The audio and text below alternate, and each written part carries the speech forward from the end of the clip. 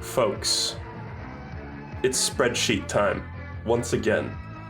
That magical time of day when Papa Grapefruit sits in front of a spreadsheet and talks about shit nobody cares about. Let's just let this play out. It's got like 10 seconds left. That is a direct VHS rip of the Blood Debts theme. You can tell because there's crust.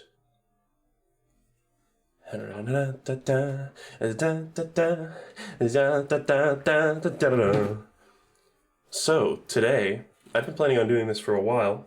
I'm going to put on my wrist brace, just preemptively. I'm going to review every game that I've streamed so far, and I've already started doing this with the Flash games on Flash Game Friday. I've reorganized my list. So they're all organized a little bit. Right now I have them organized by Nintendo games at the top. That's going to be stuck in my head the whole time. So yeah, I'm going to get right into it. I'm not going to play music. I considered playing music, but if you want music, just put on some of your own music that you'd like, perhaps. Maybe, might I suggest Beat Cop by Sun Ra, if you're struggling to think of one. I do have a brace because of the shitty NES controller. That is the thing that pushed me over the edge, crazily enough. So, I've talked about this before. I don't really care for the whole out of 10 review or like 5 stars, 1 through 5 stars or whatever. I am going to be giving a number out of 10 for each game. I want you all to keep in mind, I'm not trying to spit hot takes here. This is just how much I personally enjoy these games. I think I will be keeping it simple. It's just how much I enjoy it, because you can chase your tail forever trying to figure out a way to like objectively rate a game out of 10. I'm not here to do that. I'm just going to give my opinions. So yeah. And then I'm also going to I have the rating out of 10 tab here, which, by the way, how nifty is that? It's color-coded. Lark taught me this wizardry. I never knew this was a thing, but apparently this is a feature. And then I'm also going to say if I would recommend it or not, and of course I'm going to give a little verbal review of it. I have not listened to Mouth Dreams yet. I'm going on a camping trip tomorrow with Andrew, and I'm going to listen to that in the car ride. He has also already listened to it. I was like, you should abstain, and he was like, I thought about it, and no. So, whoops. Anyway, what else was I going to say about ratings out of 10? Oh, I won't be giving old games the benefit of the doubt. So we've got like Zelda 1 and like Super Mario Bros. On here. For instance, let's start off. Super Mario Bros. I would give a 5 out of 10. And I swear, that's not trying to be a hot take. I think most people would agree if you went back and played Super Mario Bros., the original, again. It's not, like, especially compared to modern Mario games, it's like, okay, what the fuck am I doing with my life? You know? It's not terrible. It's the first, like, bearable Mario game, because if you go back to, like, the arcade machines, like Donkey Kong and Mario Bros., they didn't figure out the platforming physics, or, like, what was fun then, but Super Mario Bros. Was the first one where they were like, you know what, I think actually having real physics, or having a physics engine that isn't just a little pre-programmed arc jump and nothing else, I don't know, it feels a lot more organic than those earlier games. And of course, it is worth mentioning, I won't let it affect my score, but it is worth mentioning that this was a pioneer video game. There's all those video essays on the internet about how the design of this game was perfect at teaching new players about platformers. There's tons of interesting stuff with how they saved space on the cartridge, infamously the clouds and bushes are the same sprite, merely colored differently, which is pretty interesting. There's small attempts at story, the whole thing. I mean, there's like the manual story about toads getting turned into bricks or whatever. But there's also the like fake Bowsers, where if you kill them with a fire flower, each one has a different like enemy sprite pop out when they die. Tiny, tiny little bit of storytelling. But yeah, see, chat has said this very eloquent message. Most NES games have aged horrendously. This is true, and I'd still say Mario Bros. 1, Super Mario Bros. 1, rather, is like barely a yes. Like, it's so... The recommend I will let get affected by all sorts of weird bias or whatever. Tentative yes. It's like, if you haven't played Super Mario Bros., what the fuck are you doing? I don't know, it's like a famous video game, but at the same time don't expect it to be super fucking fun. But there's like an upper echelon of NES games that are actually good. And NES games are kind of like Flash games, actually, where there's a ton of crap, and they're all at least a little like buggy and janky. But there's a few that are actually really good. And the original Mario Bros, Super Mario Bros. 1, 2, 3, Zelda 1 and 2, Punch-Out, Mega Man, Tetris, Dr. Mario, a few others. There's like a solid few handfuls of good NES games. The rest are just crap, for the most part. Yeah, we talked about the flagpole, the like power-up sound effect and the flagpole sound effect are the same sounds as well in this game, it's very cool, very resourceful. It's super cool to look back, and of course they published all sorts of material about the creation of this game since then, and there's all these sheets of paper that like Shigeru Miyamoto drew on, which it's really interesting to see that in such a low-tech form. Because now a game like Super Mario Bros. Would be like the alpha of your game, where it's like, oh, these are just placeholder assets. But back in the day, now it was like, this is the best we can do, you know? Super Mario Bros. All-Stars. So this was quite a while ago, actually. I streamed the All-Stars collection.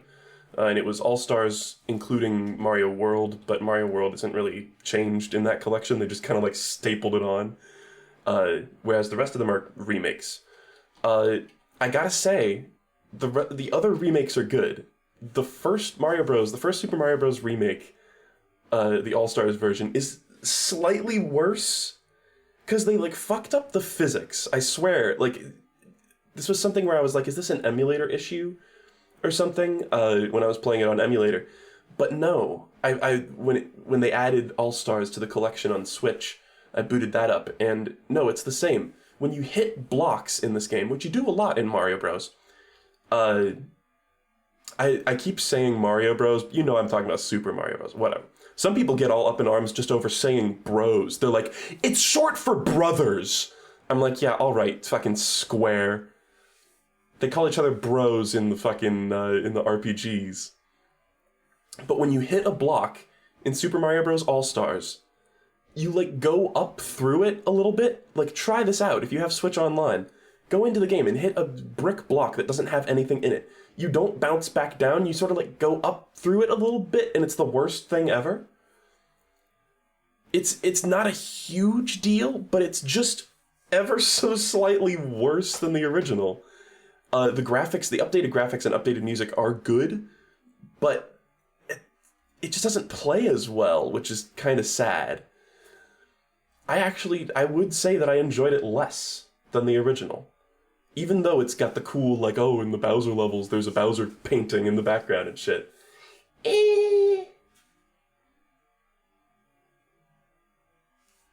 Anyway. Hey, Gus. First time catching your stream. I love your stuff. Well, thank you. Yeah, sorry, I'm not gonna be able to talk to chat too much. But, there's apparently some sort of hype train going on. I don't know what that's all about. Anyway, Super Mario Bros. All-Stars. Just play the original. It was like just on the cusp of being a yes, so that switched down to a 4.5 made it a no. I don't know, it's like... If you have the Classics collection, you also have original Super Mario Bros., so just go with that. Uh, Super Mario Bros. 2. So these next couple of ones are all All-Stars versions, and I have not streamed the originals of these. I guess I technically streamed a tiny bit of Mario Bros. 2 and 3 with the NES, but that doesn't really count. But I have played the originals as well, but I'm not going to talk about those yet. I'm going to... the thing I'm trying to do here with the reviews is I'm trying to review games that are like fresh in my mind, because sometimes you try to like review a game but you don't even fucking remember like half of it, which there's going to be some games on this list that are already like that. Like I already waited too long to start doing this, but whatever. Super Mario Bros. 2 All-Stars. I would say this one bumps up to a solid like 7.5. And yeah, I'm going to do 0.5s. Fuck off. It's hard. Maybe I should just be doing it out of 20. Whatever. Fuck you. This one's good. Mario Bros. 2. Oh god, I'm so sorry. That one like snuck up on me. I need a drink of water. Genuinely enjoyable. This is the Doki Doki Panic version. I guess in case anyone didn't know, this is pretty common knowledge at this point, but don't feel bad if you didn't know. There was the original Mario 2, which is known as the Lost Levels in the US, which was in the same... It was like a straight-up sequel to Super Mario Bros. Like engine and all. Like it was just slight visual improvements and bullshit hard difficulty, basically. It was like insanely hard compared to the original, which is... By the way, Super Mario Bros. Is no fucking slouch. Like if you know the optimal route, it's pretty manageable, but playing it without like warps and shit, actually it's pretty challenging. Anyway, Super Mario Bros. 2, actually good. Like, even though it's the outlier, it's like you start this game up and you jump on the enemies and you don't even bounce off of them, you just like stand on them like a jackass, and you're like, huh? Oh yeah, and when I was younger, I played the the Game Boy Advance version of this, where every time you pick something as Toad, he goes, ha, yeah, and shit like that. And when he dies, he goes, ah, and it's like a really long scream. But I'm not talking about that version today. But those Game Boy Advance remakes are very similar to All-Stars. I don't think they're actually the same, though. I think they're different remakes. I'm pretty sure they might share some assets, or they might reuse assets. But I think like the music is different and shit. And Peach would go, "Leave it to me." Oh, too bad, or whatever. What'd she say when she got hit? Whatever. She would say something weird. It was like foul. But Mario Bros. 2. It's very cool. It's a very different game from all the other Mario games. It's kind of, I mean, Zelda 2 had a similar thing going on, except Zelda 2 wasn't just another game reskinned. Oh, I guess I never finished talking about that. The version that we've come to know in America as Mario Bros. 2 is a reskinned game that was called Doki Doki Panic, and then they changed it. I think the levels are all the same, but they might have changed them. I don't know. But they swapped out like the main characters with Mario characters. And it actually kind of worked out, though. It's like a fun game. It's got good music. It's like some of the like NES games, so many of them just have annoying, terrible music. And Mario games, it's like, hey, wow, this is actually bearable. What the fuck is this? And this is a game that, you know, introduced Shy Guys and Birdo, classic staples of Mario. But it is kind of an outlier. The mechanics are different. The whole like picking up vegetables and shit thing that has been all but forgotten. I guess you can do it in Mario Maker now, and like Peach's down B. But oh, I just realized I always do this. I always leave my headphones on even when I'm not listening to anything in them, and it's horrible. It's dumb. I'm gonna adjust my mic a little bit.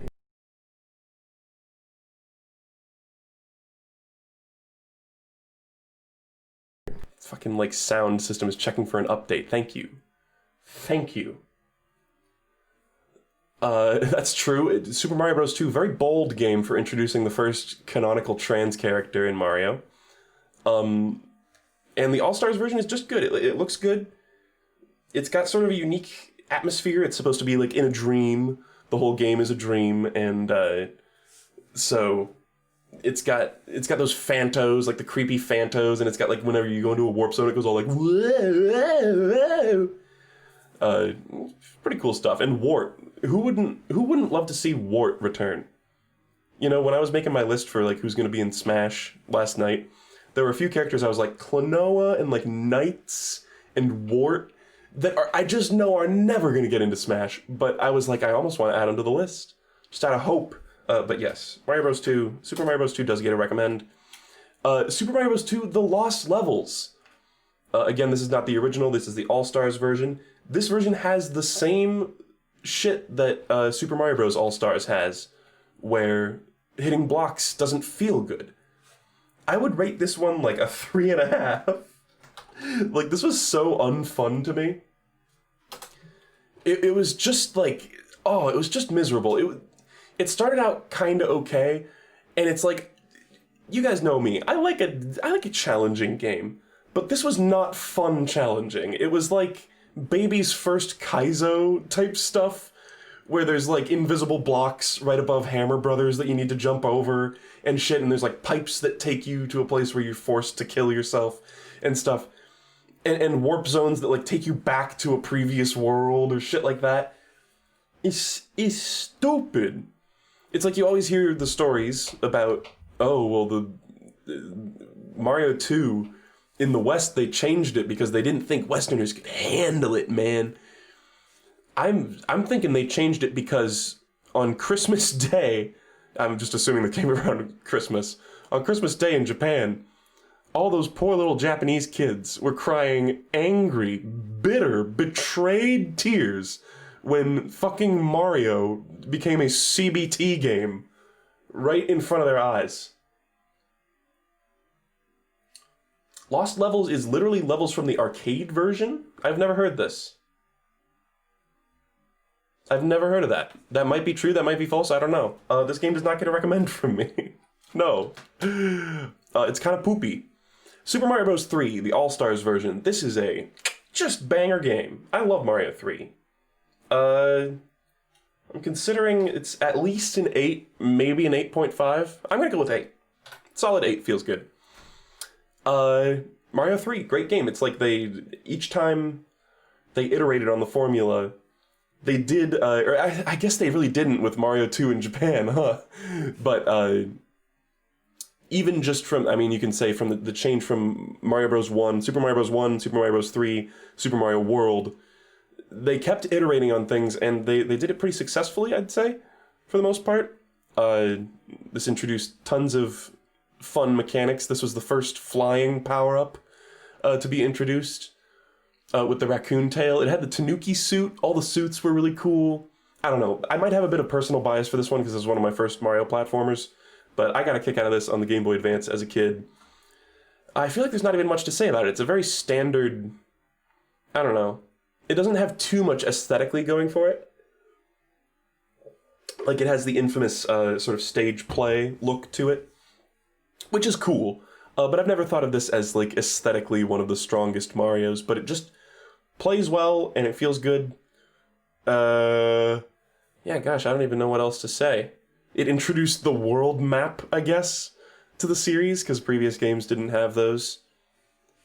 Not too much to say about that. I guess there's lots of like fun secrets in this game.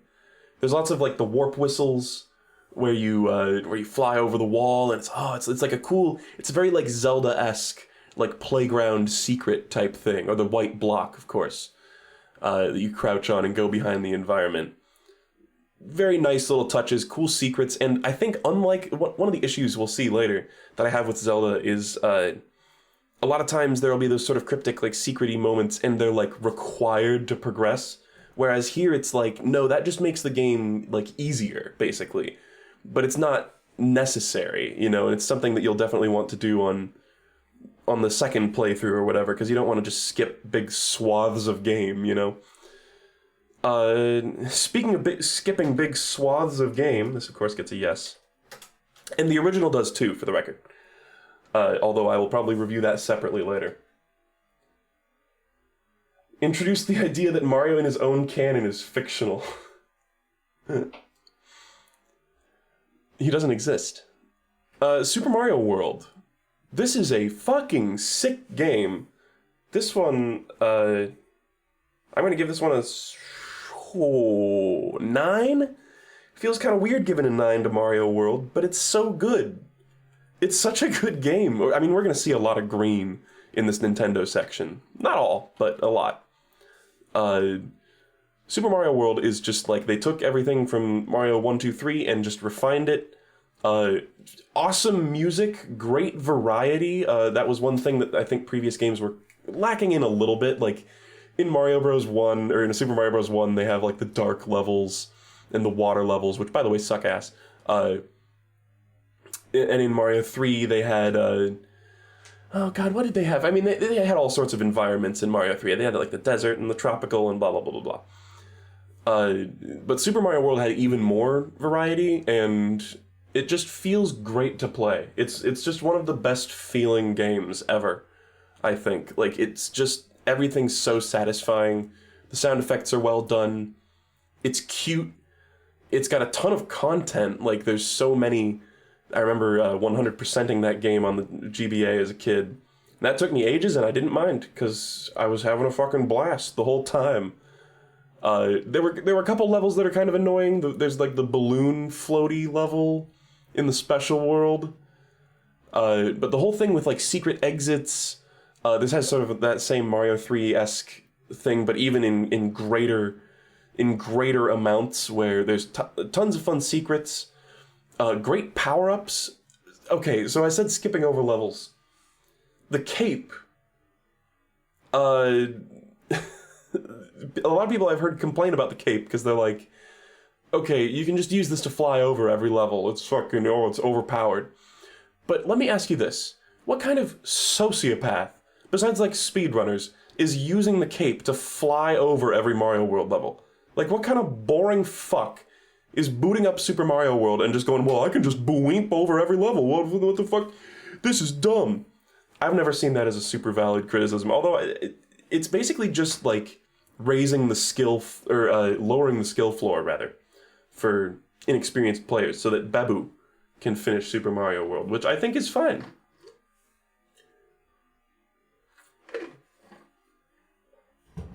Where can I find the spreadsheet? This particular spreadsheet is not available yet to the public. It makes it sound like it's a game coming out.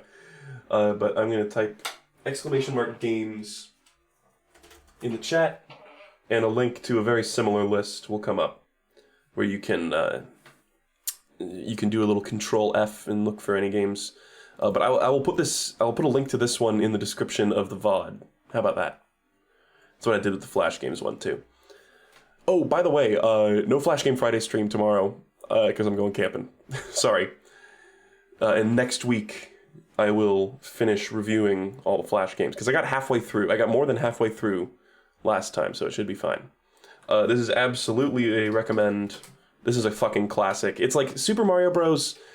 Play it if you're like an avid like gaming historian or whatever. Or not even avid, but like, you know, if you're interested in your gaming history. But Super Mario World is like, if you like fun, you'll probably like this game. And then Super Mario World 2, I'm not going to give this a 10, but I'm going to give this a 9.5. This is one of those series, there's lots of series with Nintendo where the games just get better and better. It's almost type 9.5 in the recommend. Super Mario World 2 Yoshi's Island is fucking awesome. This is one of the best, like, Super Mario World looks pretty good. Super Mario World 2 looks amazing to this day. Like, there's some SNES games that have aged kind of poorly. If you've ever played Super Mario Kart in the past, like, 10 years, especially on emulator where it's very crisp, it makes you want to fucking vomit. Whereas Super Mario World 2, it looks amazing, and it's because they actually stylized it. It's an interesting direction. It almost feels... I mean, I think of it as more of a spin-off, even though it's called Super Mario World 2. It's... because you're controlling Yoshi with Baby Mario on his back. This was one that actually had way more of an attempt at a story. And it was pretty good. It's fine. Like, the little cutscene at the beginning... Blum, blum, blum, blum, blum. That's good shit. It's simple, yet effective. It's got that slight amount of emotion to it that just works perfectly. You don't need anything super complicated for a Mario game. I love the graphical style they went with. Can you fucking imagine if this game looked like Donkey Kong Country, which, bless its heart, Donkey Kong Country doesn't look amazing nowadays. Yoshi's Island still looks amazing and has so much, like, has all of what the previous Mario 2D platformers had in abundance, like all the good qualities. It's got so much level variety, genuinely amazing soundtrack, like Super Mario World, good soundtrack to listen to while you're playing the game. Yoshi's Island, soundtrack that is like fit for listening outside of playing the game. It's like, it's one of the first, it's like back in this era of games, it's like you wouldn't download the Super Mario Bros. Soundtrack and listen to it or whatever, or even like The Legend of Zelda. But Yoshi's Island, banger soundtrack. Awesome, like it's got so many classics. It's kind of some of those songs have sort of achieved meme status at this point.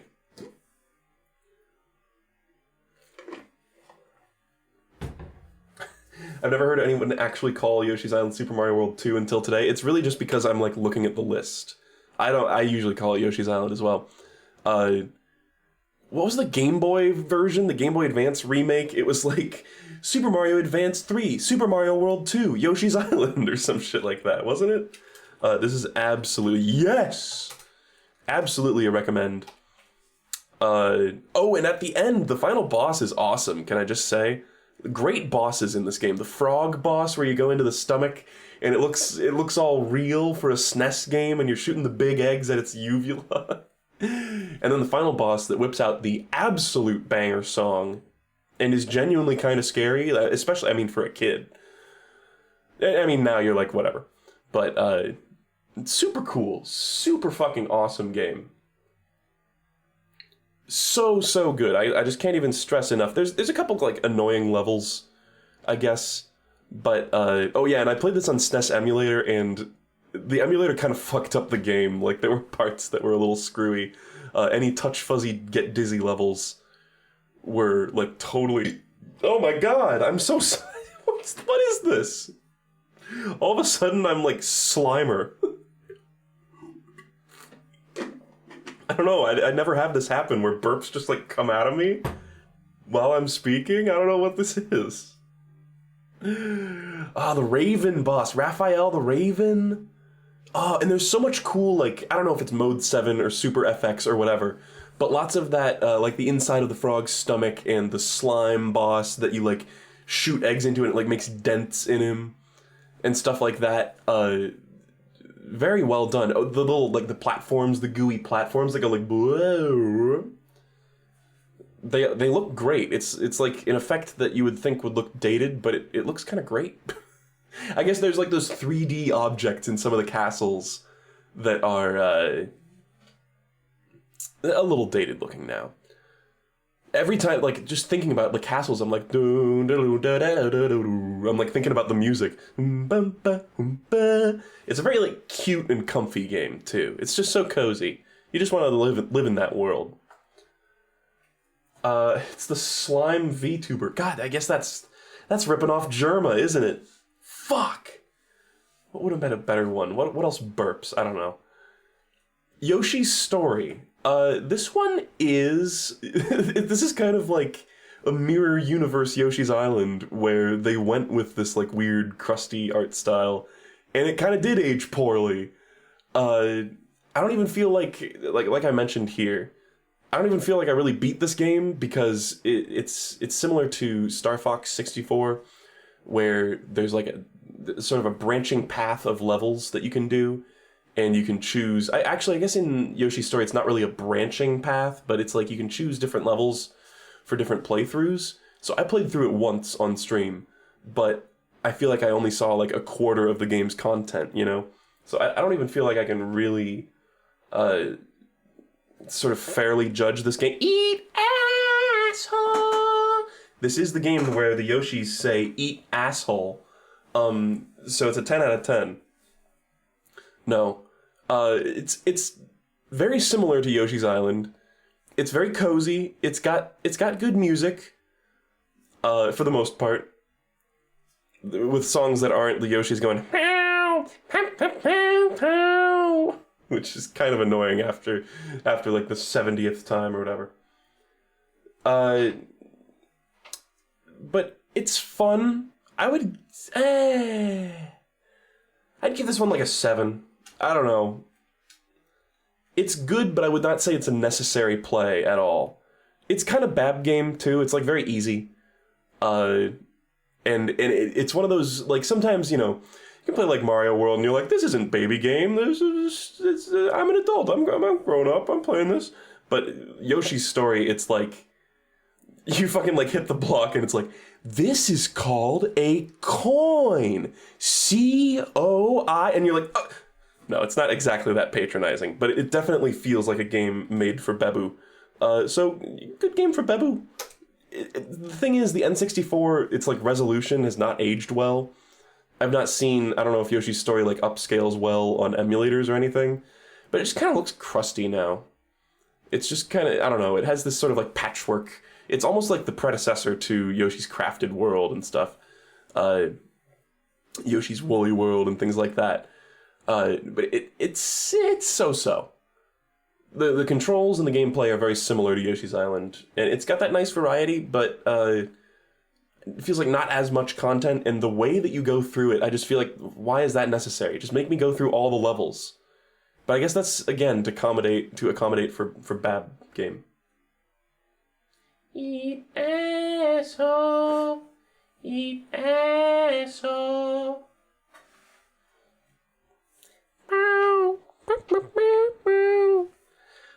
Anyway, sorry, I'm just goofing off.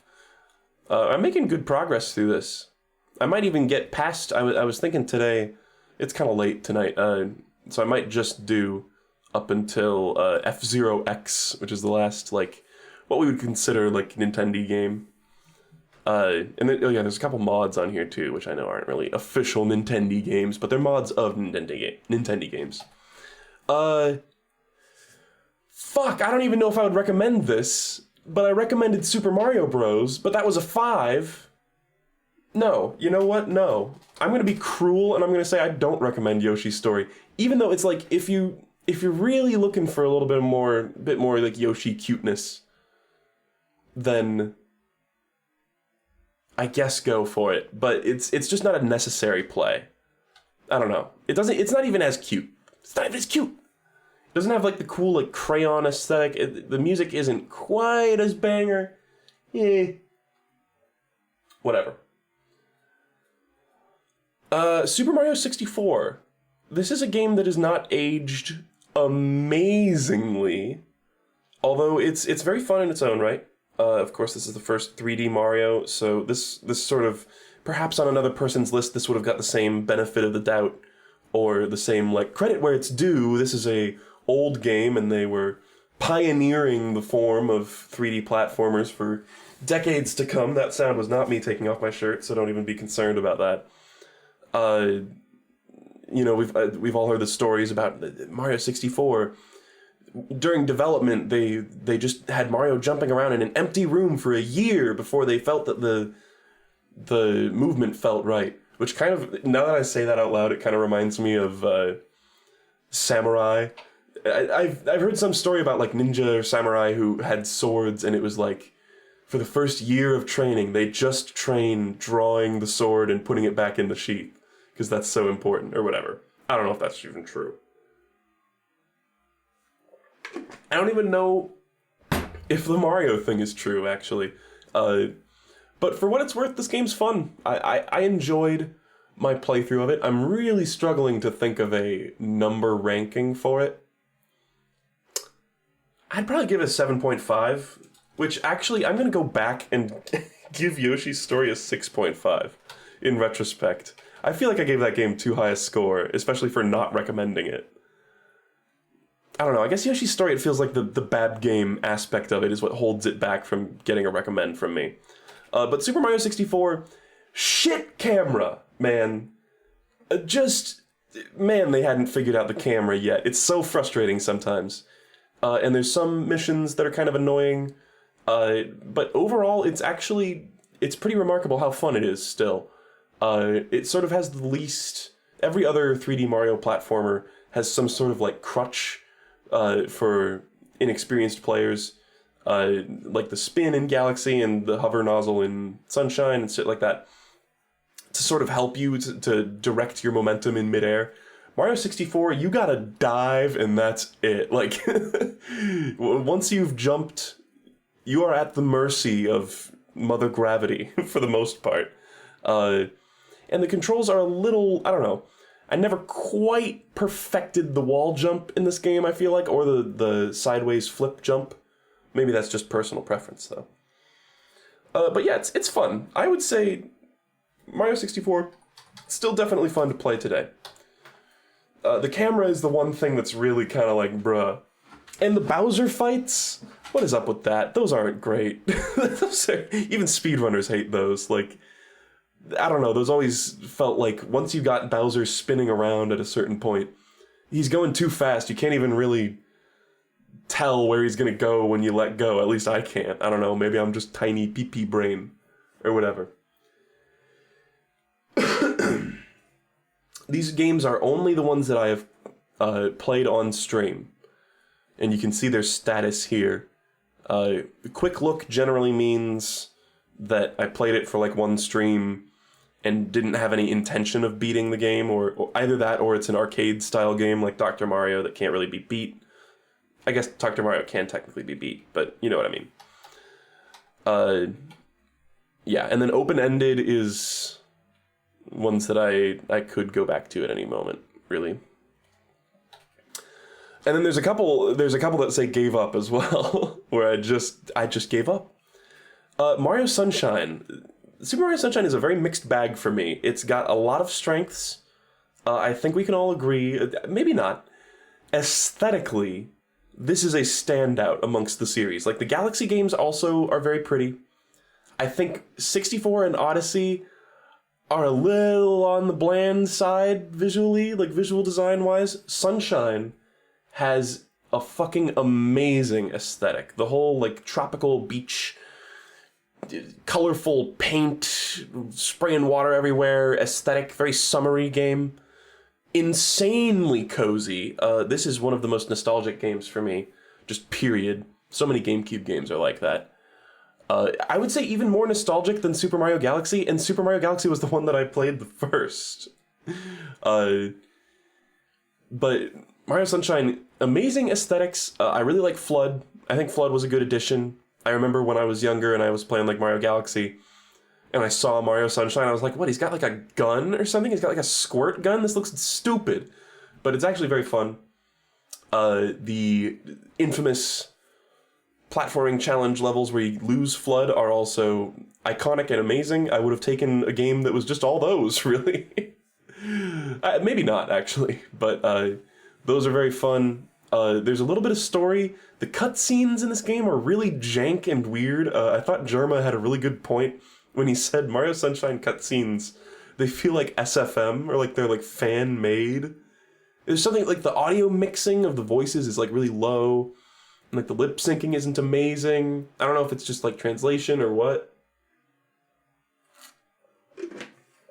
Actually, I don't even know if they speak.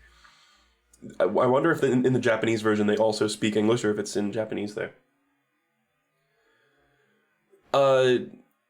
But at the same time, Super Mario Sunshine is one of those games where like half the levels in the game, or like a third of the levels, you see it and you go, oh god, especially like on a replay, you know? Like there are so many levels in this game and so many like shine sprite, that it just, I don't know, it brings the whole experience down for me. And like blue coins, I've never felt motivated to get all of them. I might do that at some point, but those were just kind of there. That whole mechanic of getting blue coins and then just buying shines with them. They should have just made blue coins a collectible that you just like get a reward for that isn't just shine sprites. That felt weird to me. But whatever, that's like buying moons in Mario Odyssey, but whatever. And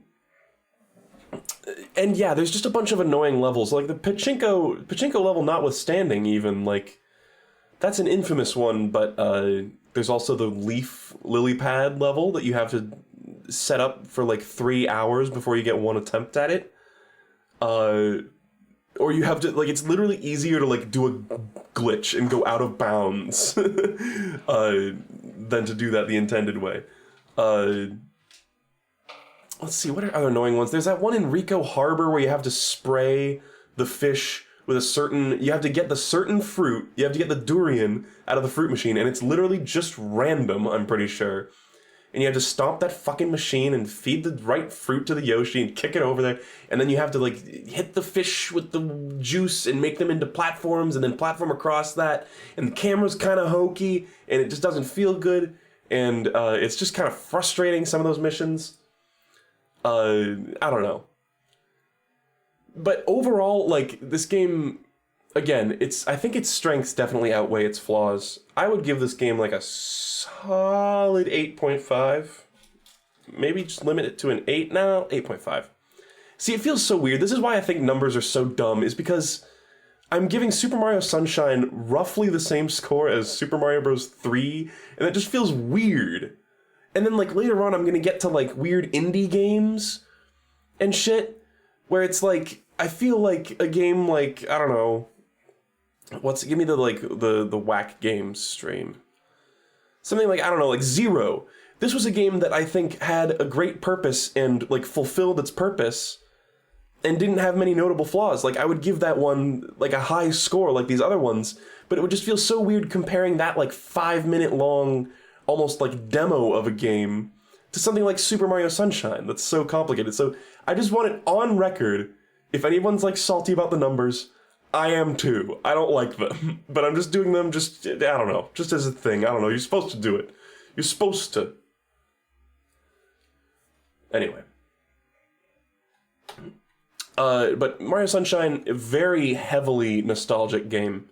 The controls feel great for the most part. I feel like I never quite mastered the side flip in this game. Mario Galaxy and Odyssey are the only ones that I feel comfortable always doing the side flip in.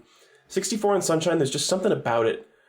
There's like a weird little tiny delay that you have to do or something. There's just something about it never clicked with me.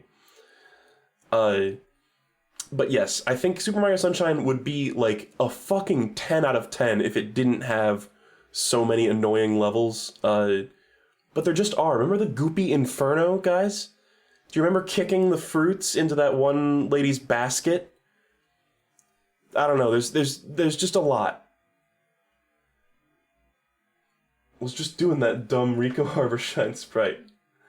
Sandbird is the least of your worries, if I'm being honest. Like, the Sandbird is cool. Lots of cool iconic bosses in this game too, like the Manta Ray. Awesome, awesome. And I love the way the paint looks. I love Bowser Jr.'s little paintbrush. They tried to do this, like, weird lore thing where Super Mario Sunshine, like, was connected to Luigi's Mansion through gadgets made by EGAD. And if you think about it, Mario Sunshine and Luigi's Mansion, both on the GameCube, they're both about a Mario brother with a backpack that helps them. Very strangely specific, Nintendo.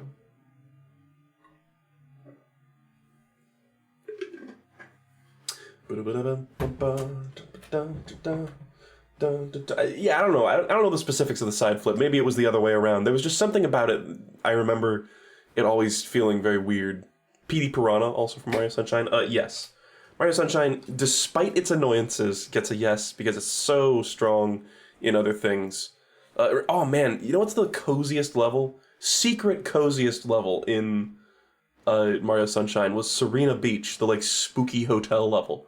That one was awesome. I've used music from that level so much. I used the, like, hotel theme in the Pongs video, actually.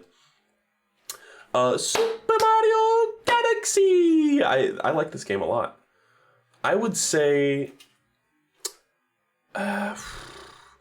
see, Mario Galaxy has good and bad aspects to it. I think... You know what, I'll talk about it and then I'll do the number. I'm, like, trying to do the number and I don't even know. But Super Mario Galaxy, just getting it out of the way, this was one of my first real video games that I ever played. All I guess I had some 2D Mario games before on the GBA, but, and I had, like, Harry Potter on the PC and, like, Clue Finders and Pajama Sam, which is why I kind of say real games. But I played the shit out of this when I was younger.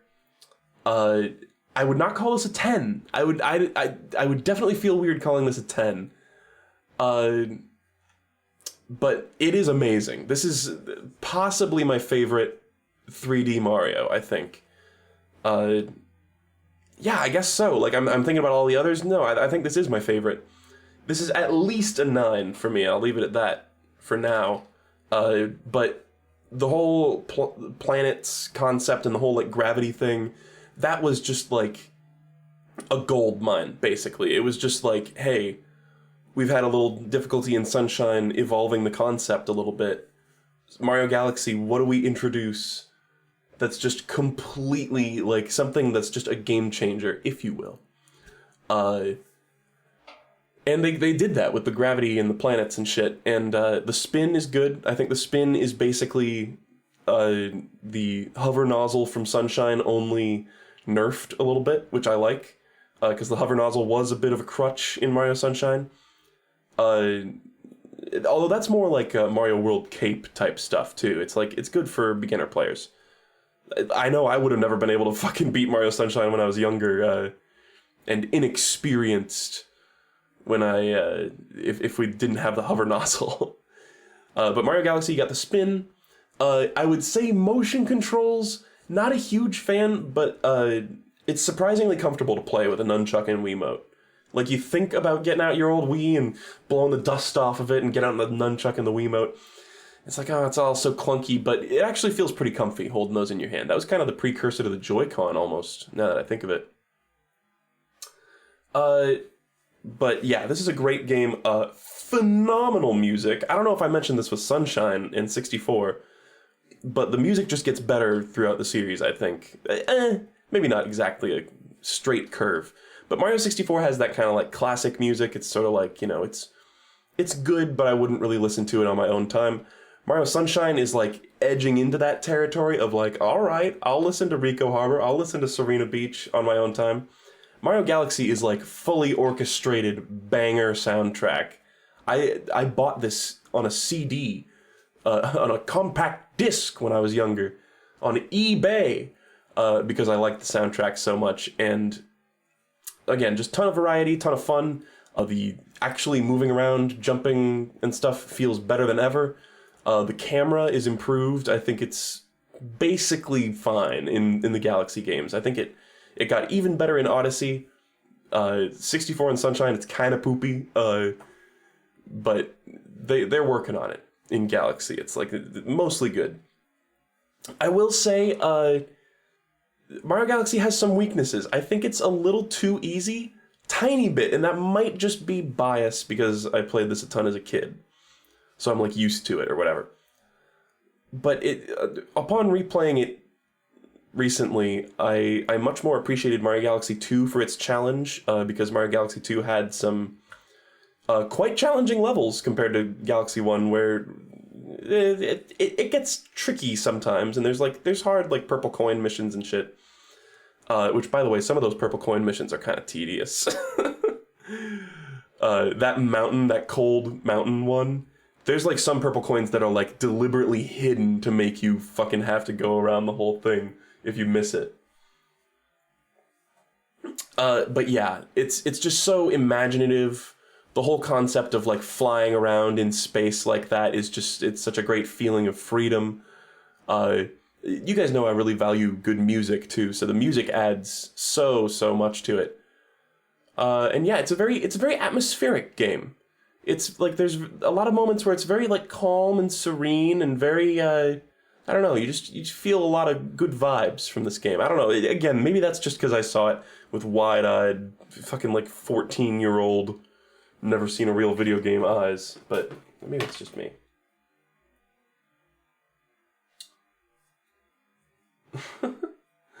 Can't be a 10 out of 10 because of the trash Bob-ombs minigame. That's fair. Yeah, I'm definitely on the fence between calling this a 9 or a 9.5. But I'm going to stick it at 9. This is a fantastic game. Fan-fucking-tastic. It improved a lot of things from Sunshine. And it's just good.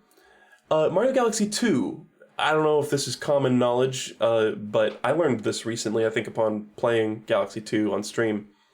Originally, this was going to be DLC on the fucking Nintendo Wii.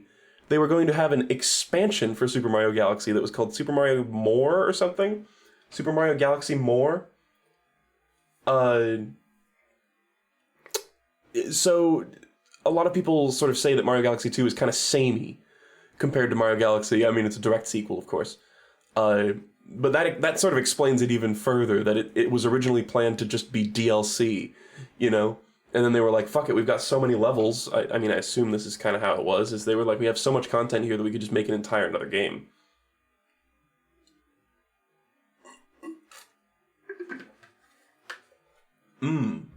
Sorry, I keep having to take sips of water here. But I would actually say... I'm going to give this one an 8.5, because I just think aesthetically it's not quite as strong. It just doesn't feel like it has as much of an identity. And also, green stars. And I'm going to talk... Green stars are great. Like, they're really... The actual stars themselves, like, finding them. I really enjoy it, personally. Like, that was the kind of thing... That was the kind of, like, challenge stuff that was missing for me from Mario Galaxy 1. At the same time, forcing you to go out of the level every time you collect a green star was a horrible decision. And just kind of kills it for me. Like, it's... I don't know, it just... The pacing of it just gets, like, ground to a halt once you're just hunting down green stars. Because so much of your time is spent... Like the little coin count, Mario takes off his hat. Yeah! Like 1,000 fucking times. You have to go through that whole rigmarole and then go back into the little... And you're like, fuck me! Like, I guess that's not the music that plays in Galaxy 2, but you know what I mean. Actually, no, that is the... I think that's the theme in Galaxy 2. It was a mixed bag. I don't know. Like, I like the actual green stars. They're very cool. I just wish it was like Mario Odyssey where you could just go through the level and just collect all of them, you know? I guess that wouldn't really work with some of them because they're on specific stars, right? Or something like that. And then, yeah, there's also... There's also the fact that the hardest level is locked behind a... The perfect run, which is basically just the hardest level in the game, but limited to 1 health, is locked behind grinding for 9,999 star bits, which I don't care how bad you are at Mario Galaxy 2, by the time you're at that point in the game, you don't have near that amount. Because you've been spending it on, like, the Hungry Lumas and shit. I don't care how much you got, like, delayed at one place and just collected, like, 1 trillion star bits. Like, you don't have that much. And it's just tedious. Like, not even considering that you need all the green stars to actually unlock that hardest galaxy, but then to unlock the perfect run, you need to do that bullshit? No thanks. Like, there's just some questionable design decisions. Also, Lubba wearing pants. Does he have a penis? Whatever. It's a yes. This game has great music, great visuals. It's got so many of the great qualities of Mario Galaxy just carry over to this one. Slightly less spacey. Mario Galaxy, I don't know if anyone else noticed this. Mario Galaxy 2 has a lot of, like, sky, cloud background skybox levels, you know? And the skybox matters a lot more in Mario Galaxy because it's everywhere, of course. Most of the time, at least. And in Mario Galaxy 1, there was a lot more, like, dark space, you know, dark sky spotted with stars type environments. And I just kind of prefer the darkness in the first game. That felt more like melancholy and ambient, whereas Galaxy 2, they were like, people like Gusty Garden Galaxy, let's make everywhere have the Gusty Garden Galaxy skybox, you know? In fact, a fun fact, when I made the Slick Tricks in Mario Galaxy videos, when I was commissioning Lark to make the thumbnails, I was like, for the second one, make the background a cloudy sky rather than starry sky, because that's a defining feature of the second game. I felt very clever. Even it's not really defining, but you know what I mean. I can't believe I said no on Yoshi's story. Whatever. No, it isn't necessary though. It's like all these other ones. It's like play them and have fun. You know, But Yoshi's Story, it's like, is it worth it? Is it worth getting out the N64? Maybe not. I'm probably gonna play Yoshi's Story again at some point, by the way. So I shouldn't even talk. Super Mario Odyssey. This game is fantastic. It's definitely not perfect. I think it's sort of, like, visually and design-wise, I feel like there's a lot of sort of forgettable boss encounters and stuff like this. The giant, like, Ganondorf squid. I think, in terms of controls, for me, it just is, like, Mario 64, good, better, better, better. Well, I mean, the same, really. Better. Like, Mario Odyssey, I think, is the best control scheme so far. It's got fucking motion control garbage, which is sad. It's also got, I think, one of the biggest criticisms of this game that a lot of people have is there are just too many moons.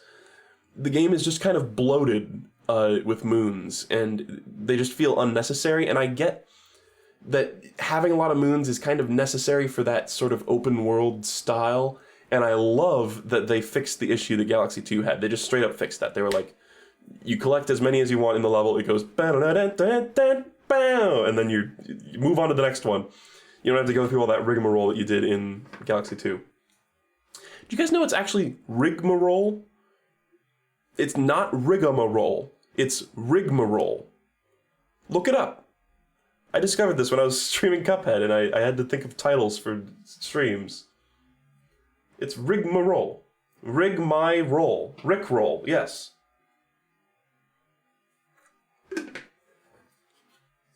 King Bob-omb took me 362 tries to beat. Okay.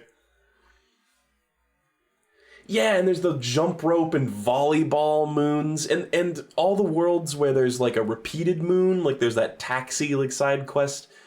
So many of those, it just felt like I've done this already, you know? It was just like I've done this in a different like area, but it was like basically the exact same fucking thing. The ones where you have to like plant a seed and then water it, like so many of those feel like they're just stretching out playtime, you know? So it's kind of flabby, it's kind of bloated, it's got that modern game design to it, where it's like, oh, you know, you got all these customizable outfits, oh, go to the shop, go buy a moon from the shop, oh, blah, blah, blah, blah. There's real human beings that are kind of tonally inconsistent from the design of Mario. But I think this game, it also has a lot of soul. It's got the best controls, the best camera. Nintendo finally just let go of the reins and said, fuck it. They were like, you can have the camera.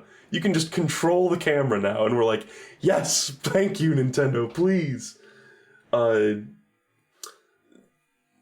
collecting moons is fun. So many of the moons are great. Nice, fun, compelling challenge. I think it was a little harder than Galaxy, which I liked. It had that Dark Side of the Moon stuff that was there if you wanted a little something extra. I never got all the moons. Fuck that. I don't think I ever will. But I had fun streaming it. This was one game where I actually streamed. This was the game that I bought a Switch for. Actually, no. Did I? Fuck, I don't remember if I did. I don't remember if it was this or Smash. Mario Odyssey came out first, right? Didn't it? Maybe? I'm not going to dig down this rabbit hole. But it was good. It's a good game. Visually, it doesn't look amazing. The whole thing with like the realistic dinosaur and like the realistic human beings is dumb. Like, they do tonally clash. Odyssey was first. All right. New Donk City is great, though. That's a cool environment. They brought back Pauline, because sure? I don't fucking know. That was kind of a weird move. I was like, okay, Nintendo. And it's got good music. I don't think the soundtrack is quite as good as the Galaxy games, honestly. But Steam Gardens, that's my jam. If the whole soundtrack was as good as that track, it would be a fucking perfect 10 soundtrack. But if it was just all that song over and over under different names, then it would get a perfect score for me. What about the Luigi DLC? What a time to be alive that we live in, that we can say the Luigi DLC was quite interesting. There's a Mario game with Luigi DLC. No, it's cool. The balloons, it's a neat idea. That was honestly great. a super neat idea, if I do say so myself. It's good for the tryhards. It's good for people who just want to fuck around and have fun. It's good for people who have got every moon and just want to have new stuff to do infinitely. Pretty great idea, honestly. And it's got Luigi. Fuck yeah. Oh yeah, and Cappy. There's the whole capturing mechanic. It's cool. I felt like it could have been used a little more, honestly. Like, I know they used it for a ton of enemies, but I still feel like a little more would have been nice. But for what it's worth, it was a cool mechanic. I don't know. It was certainly more in your face as a mechanic than like the spin in Mario Galaxy, but it's neat. And the options that you have with throwing the hat and bouncing off of it and diving, it just feels great. They added some fun new stuff like the ground pound jump and the roll and stuff like that.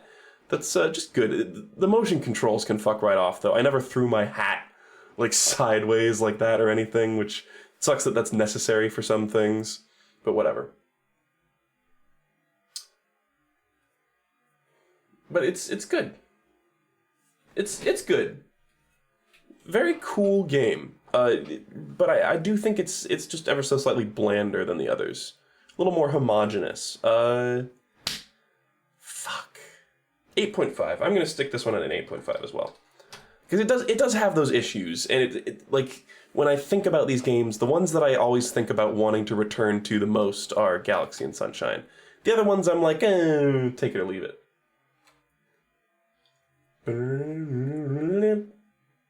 Yeah, and the movement in Mario Odyssey is just di morto. I can't wait for Odyssey 2, if they ever make that, because I do just love the way that game feels. One thing about Sunshine, no long jump, no backflip jump. Like, you gotta do the side flip. Maybe that's part of the reason why I feel like I was bad at it, is because I had to rely on it more. But then in Mario Odyssey, it's like, options galore, yes! You can be so creative. Odyssey getting a worse score than Galaxy makes me sad. Cry some more! No, I feel weird about the numbers too, don't worry. But yes, this is absolutely a recommend. Great game.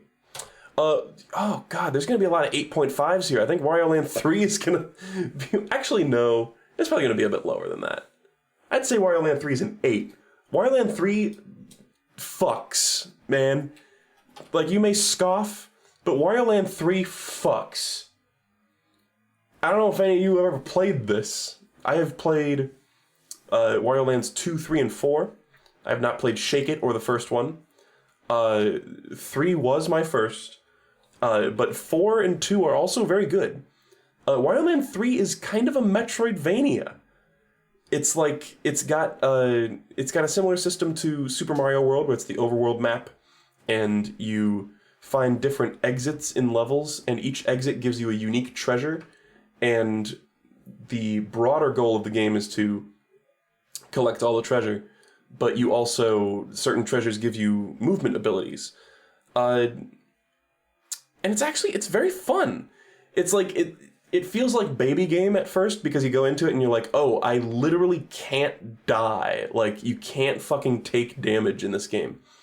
But it actually turns out being some really elegant design, because really all that, in a lot of situations in platformers and stuff, getting hurt or dying, really it just like sends you back and just wastes your time.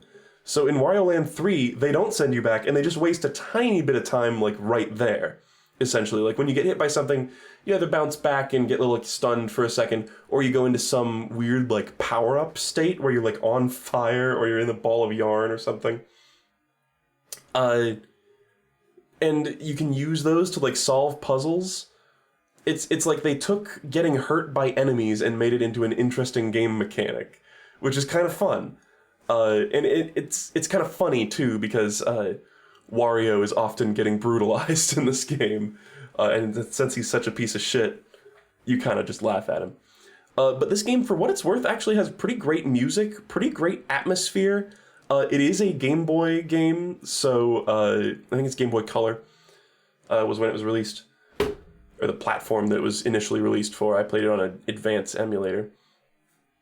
the sound card for the Game Boy and the Game Boy Color is not great. There's some sounds that just kind of grate on your ears, and you're like, ugh. That's Grate, by the way. So there's some like music that isn't great. There's some annoying levels. Some of the bosses are really annoying. They're very like simplistic, and they feel kind of underdeveloped, the bosses in particular. But actually going around, getting the treasures, going through the levels, I really can't suggest this game enough. Like, especially if you liked Wario Land 4, like Wario Land 3 is really good. It's so good, and it's kind of, I mean, if I recall correctly, Wario Land 2 wasn't really a Metroidvania, and Wario Land 4 really doesn't have that quality either. It's just this one. And it's honestly very satisfying and fun. I think this was probably my first Metroidvania that I played without even really knowing what a Metroidvania was at the time. And it's really good.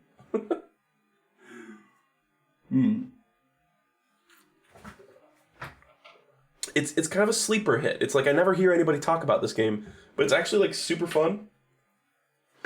It's not like a must play, but it's like if you're looking for something good, you are looking for you're looking for Wario Land 3. I could have said that and it would have rhymed. Whatever. Do I have anything else to say about that? It's kind of got a neat story. It's very surreal, like Mario 2, where the whole game takes place inside a music box, and Wario is freeing the world of the people that live inside the music box from being turned into horrible monsters. It's kind of neat. It's got a cute story for a Wario game. Okay, Super Mario RPG. This one I didn't really care for that much. Let's start off with the strengths. It's got good music.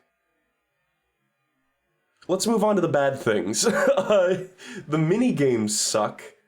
The combat is not terribly fun. This was the game that started off the timed button presses in Mario RPGs. I mean, it also started off Mario RPGs, but there is sort of a Paper Mario aspect to it where you like time the button presses and get critical attacks on enemies. But I've just never been a huge fan of that RPG-style combat. It's just, I don't know, it's not terribly fun to me. And the graphics of this game, personally, I think they are aesthetic as fuck. This game is very aesthetic and very, like, nostalgia bait. That being said, I'd say, like, on a more objective level, not coming from my own weird personal tastes, it looks pretty crusty nowadays and kind of ugly compared to the Mario and Luigi RPGs and Paper Mario, of course. It was using this, I don't know if there's this style that they were using in the SNES era very briefly, where they took high detail 3D, or what were at the time high detail 3D models of characters, and they would basically take an image of that, they would like take a picture of that 3D model and like compress it down to a sprite on the SNES. So this was the same case in Donkey Kong Country. And that's why it has that sort of distinctive style. And this game has the same thing. I will say the original characters in this game are very forgettable. Gino and Mallow are like the only ones that you remember, really. Even the main boss, Smithy, is just like totally forgettable. He's just like a guy with a beard, I think. I guess what was the other guy? Booster? Booster was kind of memorable. There was like the badass Yoshi. I guess there were a couple fun characters, but overall, the actual like design of things, it just doesn't feel very Mario-esque for a lot of things. Like, I don't know. It feels kind of incongruous with the rest of the style of Mario games. And I know it's made by Square. There's some fucking Square-ass enemies in this game. Like, there's so many like forgettable mini-bosses. Like, I'm sure I could, like, I have a weirdly encyclopedic knowledge of, like, Mario shit, but Mario RPG, man, I don't remember, like, half of those fucking mini-bosses. And there was a certain point in the game where I was like, just end. Like, it's so long, too. Like, this was one game where I had to keep forcing myself to come back to it, and I was like, just be over, please. And it was just, like, room after room with more and more, like, boring mini-bosses, and I was like, ugh. I get that this is a very nostalgic game for many people. It's got great music, and like really great music, really memorable stuff. And it's got good writing. I think it's got a cute story. It's definitely better translated than some other SNES games. It's actually genuinely funny. This is the one that sort of started off the cutesy kind of cutscene stuff, like in Paper Mario and the Mario RPG, or the Mario and Luigi RPGs, where they go sabadaboo. In Mario RPG, Mario like acts out. He like pantomimes everything, and that is an adorable aspect of the game. He talks by pantomiming, and it's pretty great. It's got a lot of charm, but there's like just playing it is just not that fun to me. Like it didn't really click. So I don't know. I'm gonna give this one a 5.5 because it does have that music. It is cozy. It passed the time pretty inoffensively, but there were just so many things that I didn't care for with it. You know what? I'm gonna give this one a 5, actually. I guess this one's, with the recommend thing, there's of course personal bias in it. I would say no. Maybe if you're into RPGs, then maybe you'll like it more. Personally, I didn't find it terribly compelling. Sorry. It feels bad, because I know that's a favorite of a lot of people, or that's a lot of people, it's like one of their favorites, but sorry. Does streaming the games you play make them easier to finish all the way through or harder? I would say easier. It like motivates me, I think. I don't know, hard to say. Super Paper Mario. So we're kind of skipping here. You know, Super Mario RPG, I think when it was done being made, they were working on a second one, and they were going to make Super Mario RPG 2, and then that eventually, the company like split apart, and then it was like Square Enix and like some other company, Alpha Dream. And they split off and made, respectively, the Paper Mario series and the Mario and Luigi series. I have not played many of those at all. The only other one that I've played Mario RPG, and I've played Super Paper Mario, which is like the game where they started to deviate from a lot of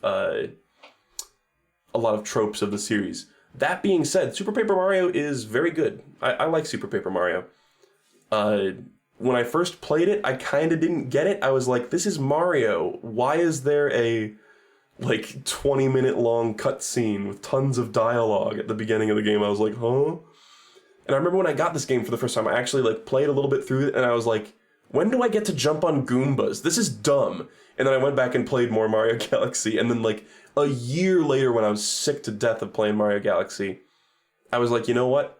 I'm gonna give this game a try again, and then I loved it. So it goes to show what kids know.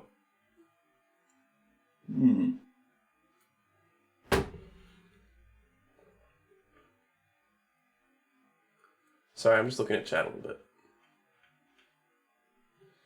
Squeenix. Yeah. But this is a fun game. I don't know, it's sort of playing the other ones. I've also played, I've played like half of the original Paper Mario, and I've played The Thousand Year Door. Thousand Year Door is great, of course. Original Paper Mario is also good. I'd kind of lump it more with Mario RPG, but not quite as low like ranking as that. But I'll get to those eventually. I will stream those. Super Paper Mario, of course, made it a 2D platformer where you flip into 3D, and that's like your ability, whereas the previous ones were always in 3D environments. It's kind of a Fez-esque mechanic, and it's actually used pretty creatively. I feel like as the game went on, they used it less and less, but there's still, I mean, there's late game examples of, there's like that corridor in Bleck's Castle with like all the doors that you need to flip to like see. Things like that. I do feel like there were certain parts of the game where it was like almost useless, but that's fine. And it still has RPG elements, and I was actually able to kind of buy into them when it was a platformer. Like I kind of fucked around with cards and items a lot more in this than I did with other games that have similar things. Yeah, it's not terribly difficult. It really isn't. I don't know, did I die at all? The Pit of 100 Trials gets a little tricky. And then there's the fucking flop side pit of 100 Trials, which is just straight up dumb, because they make you go through it twice for no fucking reason.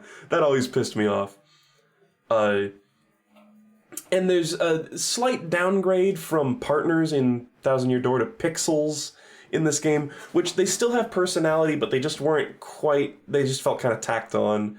Whereas I think the thing that people love about the partners in the previous two games was that they were just characters from the world that were joining you on your quest. Whereas Super Paper Mario, it's like, oh, you found, and it's like almost like an upgrade rather than a character, you know? So, yeah. And it's just fun. It's you get the upgrades, you unlock all the different characters. It's got very charming, funny story. That's something that all these games have in common, I think. They're surprisingly funny at times. They have this sort of subversive. Mario RPG was a little subversive. Super Paper Mario and just the Paper Mario series in general is where they started sort of getting self-aware a little more, and started being a lot more subversive, I think. I think I would give this. There's a lot of 8.5s today. I'm sorry. I would give this one an 8.5 as well. This is a very, very fun game, and it's long and easy, but it actually, for the most part, like some long games, I just get so exhausted playing through. And Super Paper Mario has that variety and has the fun factor and the charm factor to keep it interesting the whole time, I think. Kind of felt one-dimensional. Fun. Super fun. Oh yeah, and like the whole chapter, you know what was a super standout moment from this game? Was the Sammer Kingdom. That left such an impression on me. It was like so different. It's like you go in and there's 100 battles you have to do, and halfway through the world gets destroyed, and then you have to like walk through the ruined world to find the like disabled power heart or whatever. Oh yeah, great music in this game too. The Mario RPGs all have great music. There are some like weird 100% complete, like part of the reason why this is held back from being higher is there's like some stuff like going back and fighting the Sammer guys is actually pretty tedious and boring. The flop side pit of trials is stupid, as I mentioned earlier. I don't know. There's some things that are just kind of like grindy and dumb. Even just walking through the ruined world takes a little too long. But for the most part, it's good. It's good. Walk through Limbo. Everybody, Limbo! That's not the Limbo song. Dun dun dun dun dun dun dun dun dun dun dun dun. That's gotta be like Shaving a Haircut, where that has like a name. But I don't know the name. Yeah, catch card collecting. The cooking recipes. Yeah, and it's just a little like bloated, and like the slight loss of personality. Some of the enemies and stuff, I'm taking off my wrist brace. Some of the enemies and stuff are just sort of like cobbled together from polygons, and they feel a little less congruous with the Mario world. Although it is supposed to be like you're going to all these worlds from flop side, which is like a weird, or flip side, which is like a weird in-between dimension place. I don't know. Surprisingly emotional story near the end, too. I think this left a big impact on a lot of people. It's not like the most mind-blowing story, but it's got like a tragedy element to it, which I think is really interesting. I don't know. I don't know if the original Paper Mario has that. I don't remember Thousand Year Door really having that, but Super Paper Mario had surprisingly good characters and story. It was good. A lot of these Mario games, they're not the most like in-depth, insane, cerebral stories, but they're the sort of thing that like to a kid, it would like inspire a child to seek out more enriching stories like this. And I always think that's just a very admirable quality. Like even Mario Galaxy has that like storybook, you know, that I think also left a big impression on a lot of people. Has any game made you cry? Kinda, yeah. It's usually from, like, a rush, though. It's not, like, from sadness. I'm not really the kind of guy, like... I've seen some sad shit. Sad shit doesn't really make me sympathy cry or anything. I guess there's a couple things that'll get me, like, choked up. But there have been a couple games where it's just, like, the feeling is so... It's like everything comes together, you know? Do you ever get those moments in video games where it's like, oh, the music and the visuals and the gameplay and everything and the story, everything just works, and it just feels awesome. Shadow of the Colossus, it's on this list somewhere, which I didn't even finish the original version. That had that had a moment, I think, that was, I think it was on stream. Yeah, it must have been. Where I kind of got, like, choked up because it was just so cool.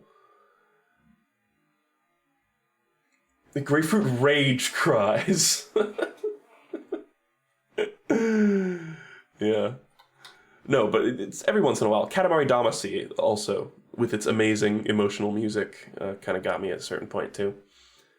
Mario Kart 64. This is a game that has made me cry, cause it's fucking shit! No, it's not aged amazingly well. Super Mario Kart has aged even worse, I think. Mario Kart 64 is the second Mario Kart they ever made. It's pretty good. It's one of those games that, like, when you whip out the old N64, you play, like, some GoldenEye, you play some Mario Kart 64, and then you realize those games aren't very fun, and then you move on. You get your nostalgia hit and get the hell out of there. I'll tell you the secret song. People are listing Katamari songs. The secret song is Katamari Taino, Roll Me In. That is the best Katamari song. That's the one that made me tear up. Mario Kart 64, though, it's kind of limited. It's just compared to like Mario Kart Double Dash, Wii, and 8, and I guess some of the DS ones too. Those are fun. They're very fun, and they have aged very well, I think. Super Mario Kart, the Game Boy Advance Mario Kart, which is the one I grew up on, and this one, they just feel kind of like sticky and weird and not very fun compared to the other ones. I can't say I would recommend Mario Kart 64. As much as it's got cool level variety and it's got, like, neat music, it looks super crusty and it doesn't play amazingly well, and it's just, you have better options out there.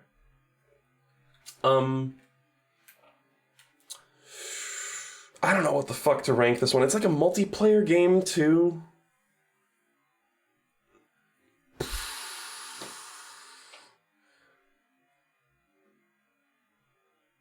I don't know. I'm gonna personally give this one a 4. That's just me, though. That's just how much I personally enjoy it. Moving on to Mario Kart 8 Deluxe. Awesome. Awesome game. Fucking epic music. Such a good soundtrack. This is one of those sort of, like, celebration of video games type games where it's just all the remixes of all your favorite tracks and all your favorite characters are here, and it looks great and it sounds great and it plays amazingly well. It's got a ton of variety. It's got the cool I think the whole, like, building your own cart thing is kind of dumb. I don't know. I preferred Double Dash and Wii, where you just pick a cart. The whole building, customizing your cart thing feels like a misstep to me personally, but otherwise, yeah, it's great. You got the glider sections, you got the zero gravity mechanic.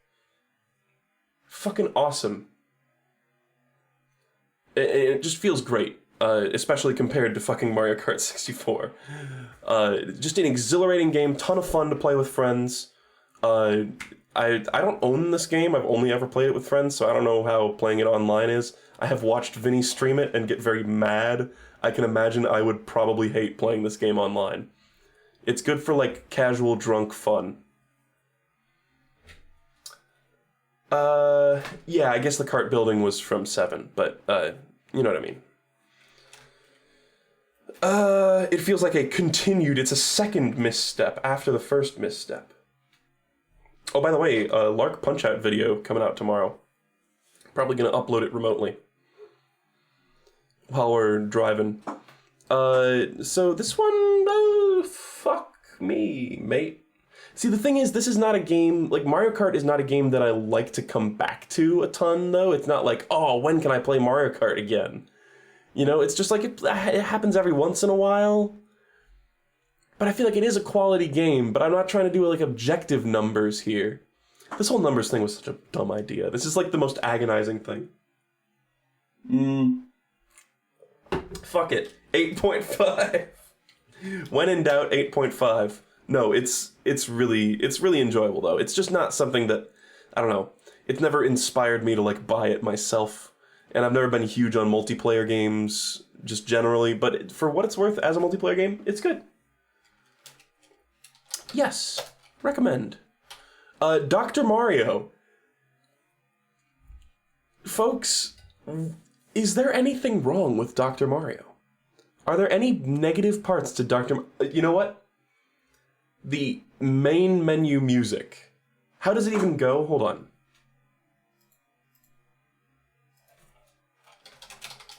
It's like, oh no, I remember how it goes. That one. Fuck that theme. Awful.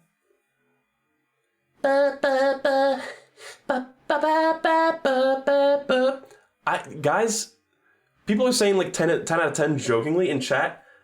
I've been thinking about this for a long time. This is like something I was like, people are gonna hate me for this. I think Dr. Mario is a perfect 10. I don't know, this is why it feels so weird. It's like later on in the series, I'm gonna rank like Dark Souls probably like a 9.5 or something, or like a 9. Whereas Dr. Mario, I just feel like there's just nothing wrong with it. It's so fun. It has no right to be as fun as it is.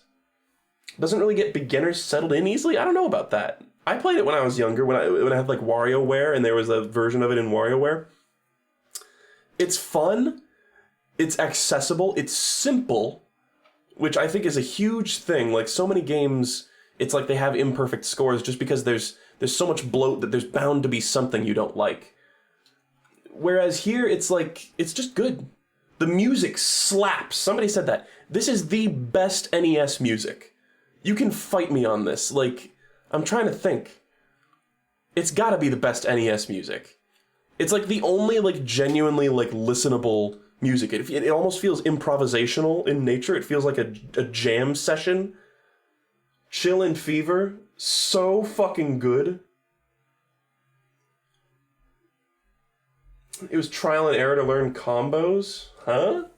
Like dropping pill combos where you get like... See, I never really worried that much about that. It's just fun to clear out all the viruses, for me, at least.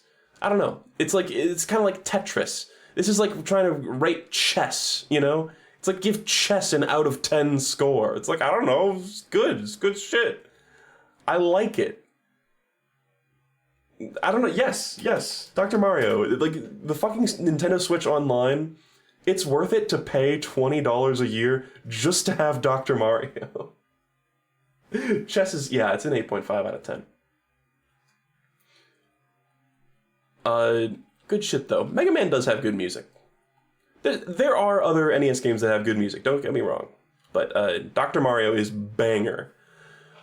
Oh boy, Zelda. I'm going to try not to spend too much time on this. But Zelda 1 is a incredibly mixed bag. This is another one of those iconic games, of course. This is the, you know, even with like Super Mario Bros., that wasn't really the start of Mario. This is the start of Zelda. This is the first one. Whoa, my laptop is going nuts. Whoa, you guys hear this? My fucking computer laptop, my laptop fan is going nuts.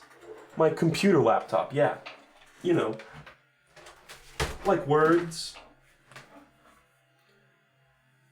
Legend of Zelda 1. It is cool. Like, I remember, I would say I enjoy playing this a little more than I enjoy playing, like, Mario 1. I've never been a huge fan. Just to get this out of the way, straight away. Not a big fan of the top-down combat. Like, Zelda 1 especially, where you... Oh my god, I got hiccups, I'm sorry. Ooh. Yeah, what's up? Is the fan coming across? Can you guys still hear it? No, probably. You can either hear it super quietly or not at all.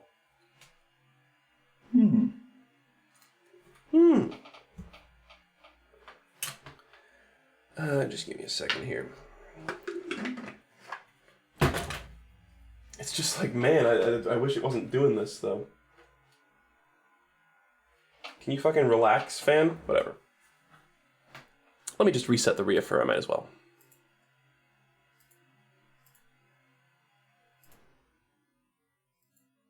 Okay. That should fix it. Anyway.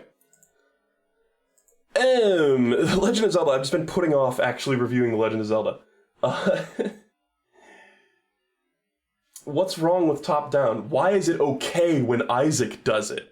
Well, alright, I'm not, like, the biggest fan of it in Isaac either, but, I'd say the top-down combat in Zelda games is pretty different from it in Isaac games. Because Isaac, it's based around shooting. Zelda, it's based around melee combat. It just feels, I don't know, awkward to me. Especially in the first game when all you have is this shitty little stab move. And, it was, I don't know.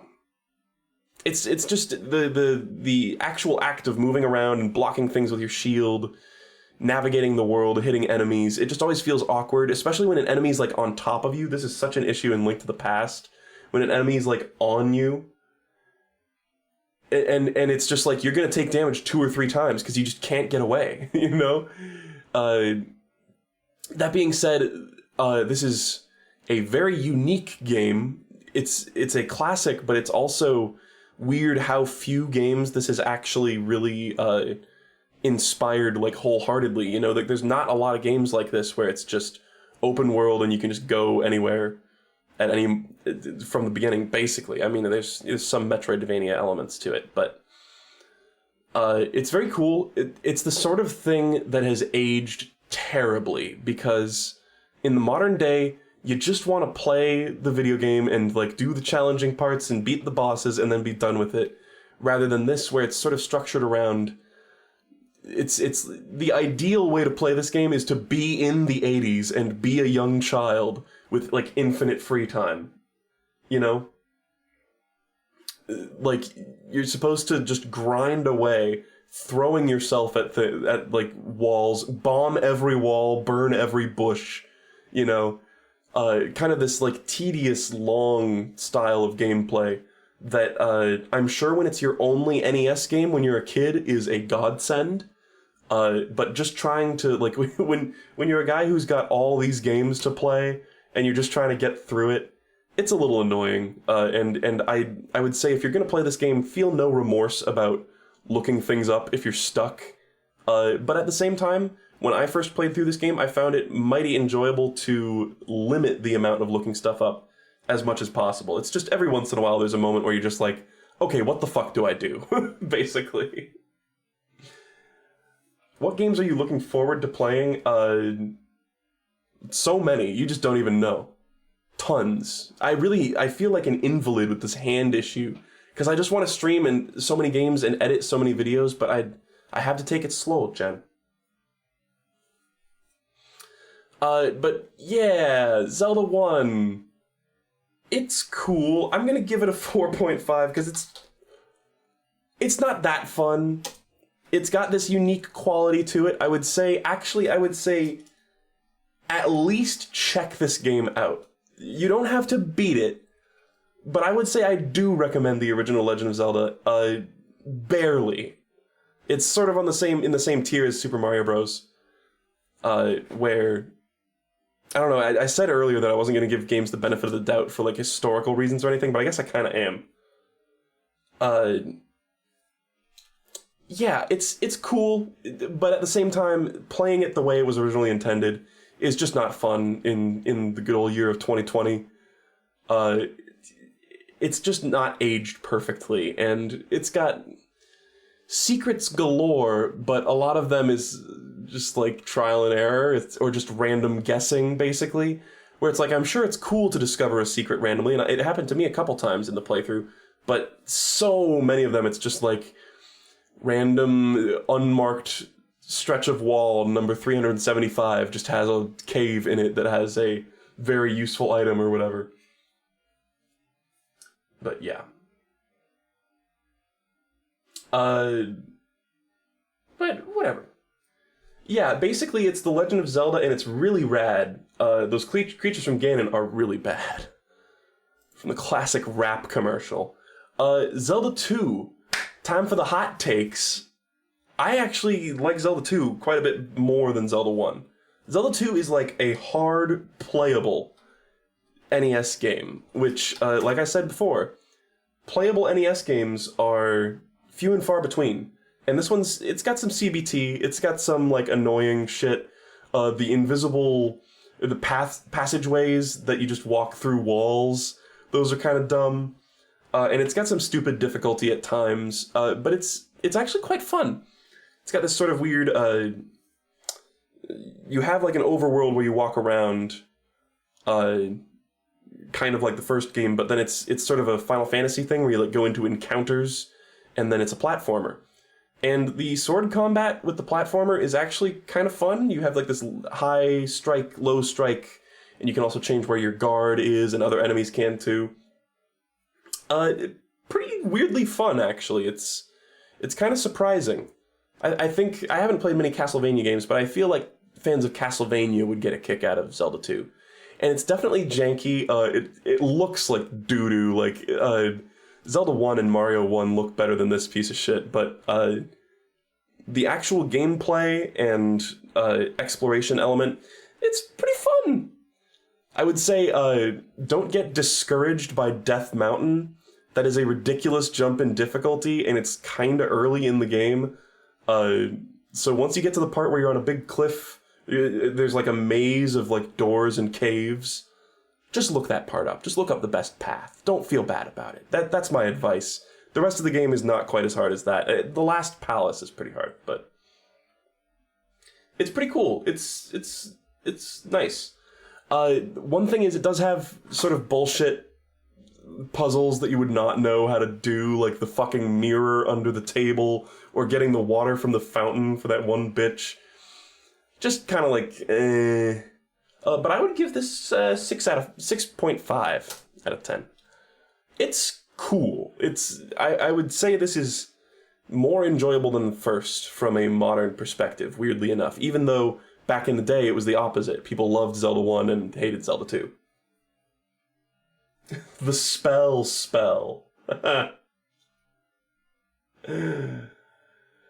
Yes. It feels good, in any Zelda game, it feels good to get all the items. That's like the best part of it. I was talking about this when I was playing Link to the Past. It just feels great to grab all the stuff and get powered up and get all the spells in Zelda 2. It's just nice. And at the end of the game, you got that full inventory screen and you feel like such a badass. It's good. And Zelda 2 is like Zelda 1 and 2 are like a real challenge, too. Like, Link to the Past is no slouch either, but these two are tough as nails. Link to the Past. I feel like this is another sort of hot take one. I'm not the biggest fan. Let's talk positives. Amazing sprite art. The game looks and sounds great. It's got so many great music tracks. I would say it's probably maybe on par with the Yoshi's Island soundtrack. It's so good. Very cozy game, very aesthetic. I still don't like top-down combat, and this is one where they introduced the slash rather than the stab, which helps. And there was the spin move too, which is a good trick. It is better combat-wise than the first one, but it still just feels kind of annoying to me. Like, it just feels fiddly and just kind of like that's the sound that I make when I'm fighting something in A Link to the Past. And I also felt like, of all the Zelda games that I've played, and I've played quite a few, this was one where it really felt like there was so much, like, bullshit. Like, there was just random... A lot of people were like, "Oh, Grapefruit, you're just stupid. You you fucking ape, you're just a dumbass that didn't get the game. But there were so many moments in A Link to the Past where I was like, oh, come on, like when I figured out the actual solution to a puzzle, where it was like, I don't know, so many things it just feels like, oh, is there a suspicious tile in the world? Well, time to run into it, push it, pull it, run into it with the Pegasus boots, use all your fucking weapons on it, use your hook shot on it, and blah, blah, blah, blah, blah. And it's just like, a random one of those will work, if it's actually a secret. And I don't know, it just felt weird. There were so many aspects of that game where I was just like, what is the point of doing this? Like, what is fun about this? Like, when you go to the witch lady and she's like, come back later when I have the potion. And I'm like, why can't I just get the potion now? Or like when you go to the fairy fountains and they're like, toss an item in and maybe you'll get it upgraded. Or maybe if you toss all but 2 items in, then I'll just tell you to fuck off with no hint as to what to actually do. And I'm just like, huh? Like, what was the point of that? I don't know. And like the whole like switching worlds mechanic doesn't make any fucking sense either. It's like, if you're like in the light world and you go to the dark world and it's like in the dark world there's like a raised platform there, Link doesn't materialize inside solid stone. He gets like teleported up to the top. But then if you try to warp to the light world while you're on the slope on the side of that, it like bumps you back to the light world. I'm like, that makes no sense. Little things like that. Tons and tons and tons and tons of little things like that. Just like added up to me. And it just felt very annoying by the time I was done with it. I was just like, I don't know, this is another one that I feel has maybe aged kind of poorly. It feels like a true successor to The Legend of Zelda 1, where they were like, all right, this is a game where you're going to play this, like kids are going to play this and it's going to be something that takes them like 60 hours to beat or whatever, when really, if you knew the critical path and you knew all the secrets, it would probably take only like 10 or something like that. You know, which is not, I'm just not a fan of that. And Zelda puzzles, as somebody eloquently put it in chat, have always been kind of fucky-wucky. But I feel like Link to the Past was the one where they were the fuckiest and the wuckiest. I don't know, something about it. And maybe I am just a big dunce, but I got through other Zelda games without much trouble, and they have similar stuff. But Link to the Past, it just felt like, I don't know, felt like it just wasn't for me. And oh my god, the story sucks, man. I want to be nice about this, but the story, the dialogue is bad. Like it's badly translated. There's some straight up stuff. I swear, maybe I'm not. Of course, I don't have an encyclopedic knowledge of every line of dialogue in every game ever. But I could have sworn there were some parts where actually the translation was so bad that it like fucked up the puzzle. Like it was like there was somebody who was supposed to give you a hint as to what to do, and it like threw me off the scent.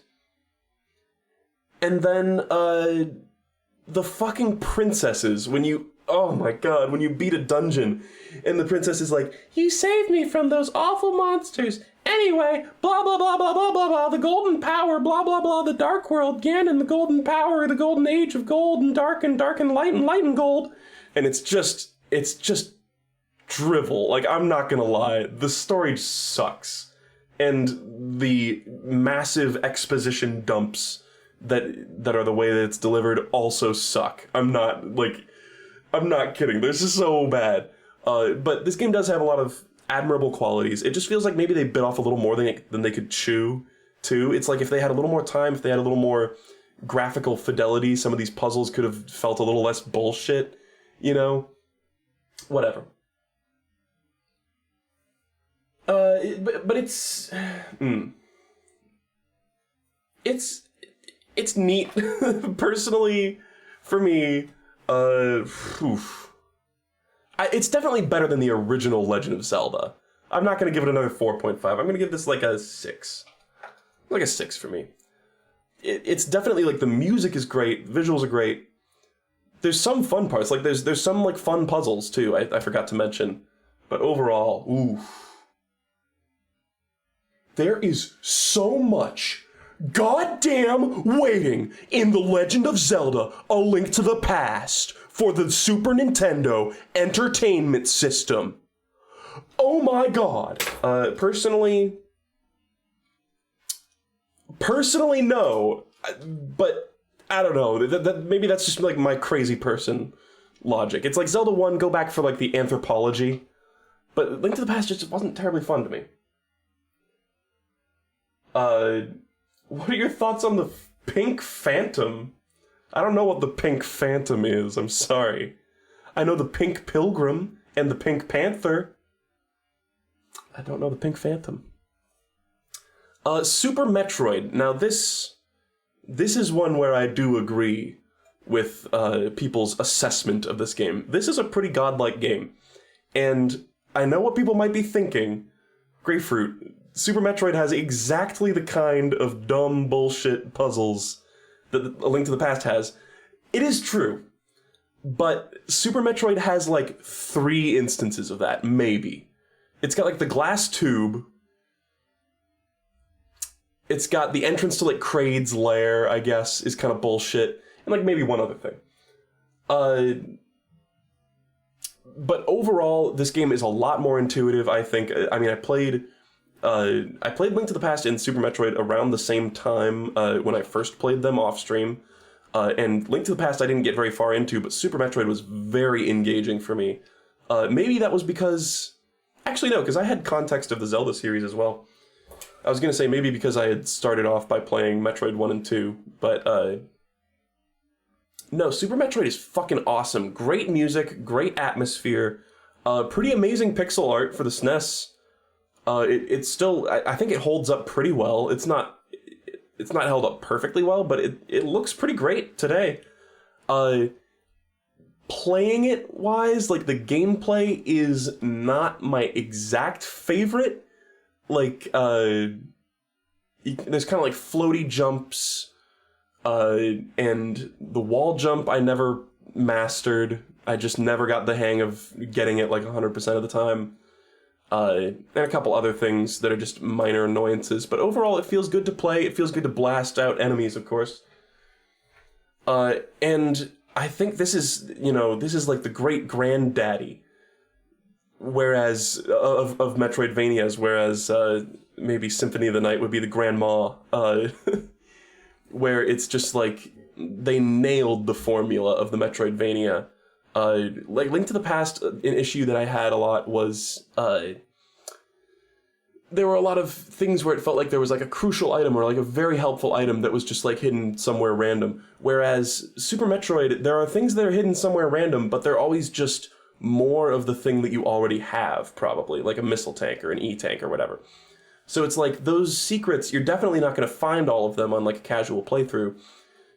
So they know that, and they put a ton of them in the game, so you're guaranteed almost to find at least some of them, and find some of these secret upgrades, and that's a much more gratifying way to do it, I think, rather than it being like, oh, you need the fucking, like, ice beam to do something, and the ice beam is just hidden under, like, a random tile or whatever.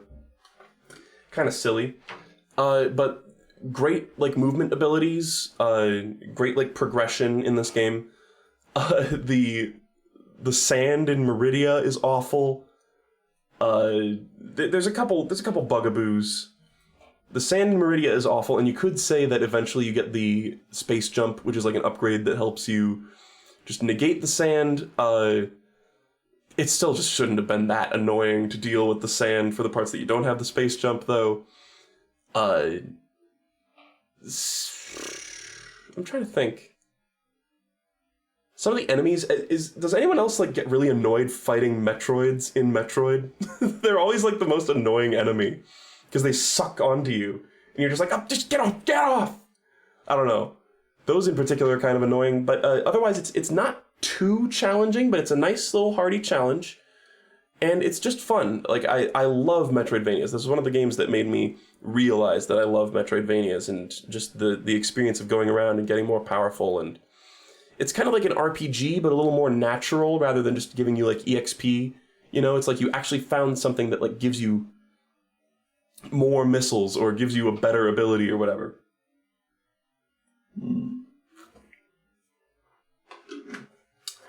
taking a drink of some water, so I wanna get lost in your rock and roll and drift away. I'm gonna give Super Metroid a good old 9 out of 10. I like this game a lot, and it's a classic. You should definitely play it if you haven't. Especially if you haven't ever played a Metroidvania, check it out. I don't know if it'll be the best first Metroidvania, I guess, but it's so good. And we're here at our first mod, which is very related, which is the item randomizer. I will be reviewing mods. I know it's kind of weird. That's one where it's especially strange to give it a number value. It'll probably usually be just the same number as the main game. But maybe not always. But the item randomizer was some of the most fun I've ever had with a mod. Very simple, it just takes the items and scrambles them around. You get to choose, there's several different Super Metroid randomizers. I think I used the Varia one, it was called Varia. You get to choose sort of your level of difficulty, whether it like scrambles the bosses and stuff. Very cool, very cool. And it was just enjoyable, and it was a nice way to sort of like quiz myself on Super Metroid knowledge and like where all the secret shit is, you know? And it was like a fun little puzzle. That was like some of the most fun I ever had on stream, was like figuring out the puzzle of like how to get through Super Metroid with all the items randomized.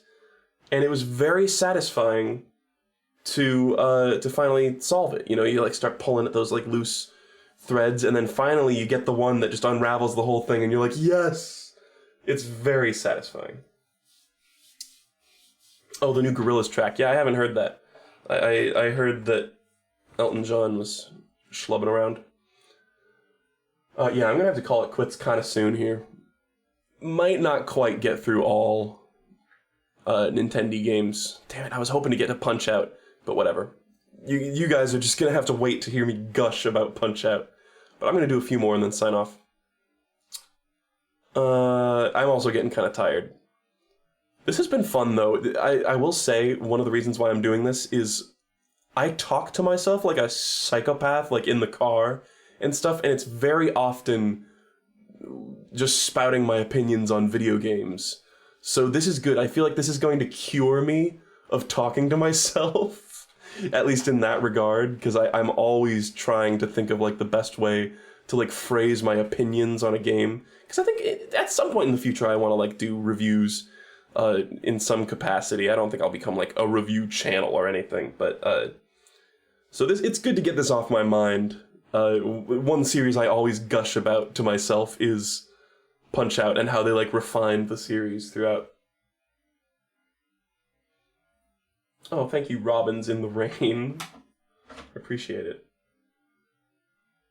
It's the best Metroidvania to cull people who won't accept the genre for what it is. Maybe. I will say, one issue, somebody said make the game work earlier. I did have one issue, which was that fucking Crocomire, when you shoot a missile into his mouth, when his mouth is open, it should do damage to him, because that's literally the rules of the fucking fight. Anyway, there's that rant done. Short rant. The item randomizer was a 9 as well. It's so fun. That it was just a blast. I was shocked at how fun it was, honestly. Like, I thought I was gonna get stuck and frustrated and just give up. But it was a ton of fucking fun. Metroid Fusion, also great. Many of the same good qualities of Super Metroid. However, I feel like it's a step down. Aesthetically, it's great. It's got more of an attempt at a story, but I think, honestly, that story kind of hinders it. Like, it's got that sort of Link to the Past quality to it, where it's like, alright, can we move on through all the fucking text windows and shit? Talking to this fucking, like, robot or whatever, telling us where to go. I feel like part of the appeal of Super Metroid is it's so open and so organic. Whereas Metroid Fusion, it's like, oh, now I'm opening the doors that'll let you go to this part, blah, blah, blah, blah, blah. It just feels a little more like you're being shepherded around. And it is fun. I think maybe even the controls feel a little better than Super Metroid. You've got like the ledge cling, and the wall jump feels better and stuff like that. But it's... and it's got... I feel like it's got just a handful more bullshit moments than Super Metroid as well. Like, it's got the the part where you have to bomb that one tiny tile on the ground to activate the little pillar that comes up, and then that's a recurring mechanic in that area, and you're like, oh. I felt like there were a couple moments like that where there were like weird puzzles where I was like, all right, I would never have fucking figured that out. Even if there were little hints to it. I mean, the glass tube in Super Metroid has a hint to it on like the loading screen if you like leave the game at the title for too long or something. I don't think that counts.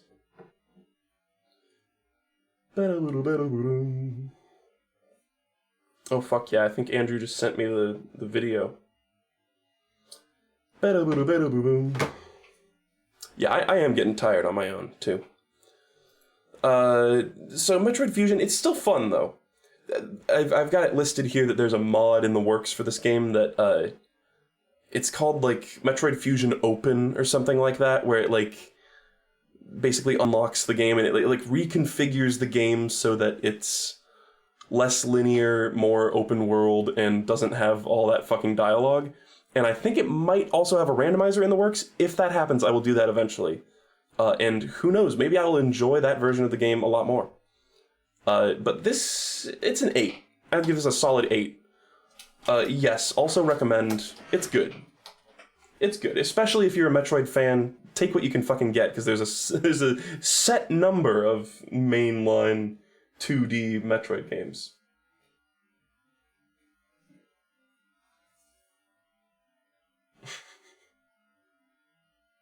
Yeah, the lab with the animals. I remember there was one part where it was like, there's a secret path, and the way that you're supposed to know there's a secret path is there's like a fish in the background that can swim through it. But it was like a background element, so it's like, why are the rules that apply to it applying to me on the foreground? Whatever. Donkey Kong Goddamn Country. This is a great game. Honestly, like, this game definitely has shortcomings. Mostly its visuals. I personally am able to access a sort of nostalgic aesthetic enjoyment of this game. It is kind of ugly nowadays. It's got that Mario RPG issue where it's 3D models compressed down to SNES size. I think there's actually remakes. I'm pretty sure there's a remake of at least Donkey Kong Country 2 where it's like just the same game but like high fidelity, which looks awesome. It's just like without compressed sprites, which is pretty sick. Yeah, it's just very fun. This is like Donkey Kong Country, I think, is maybe the lesser of the three. I think 2 and 3 just are even better. But this, for the first in the series, this is an amazing game. It's an amazing sort of like retooling of Donkey Kong, because I think this was like his first appearance after the arcade games, basically. When he was just a big villain enemy guy. But then he became a main character. They gave him a funky new design that actually has endured through time. It still looks great today.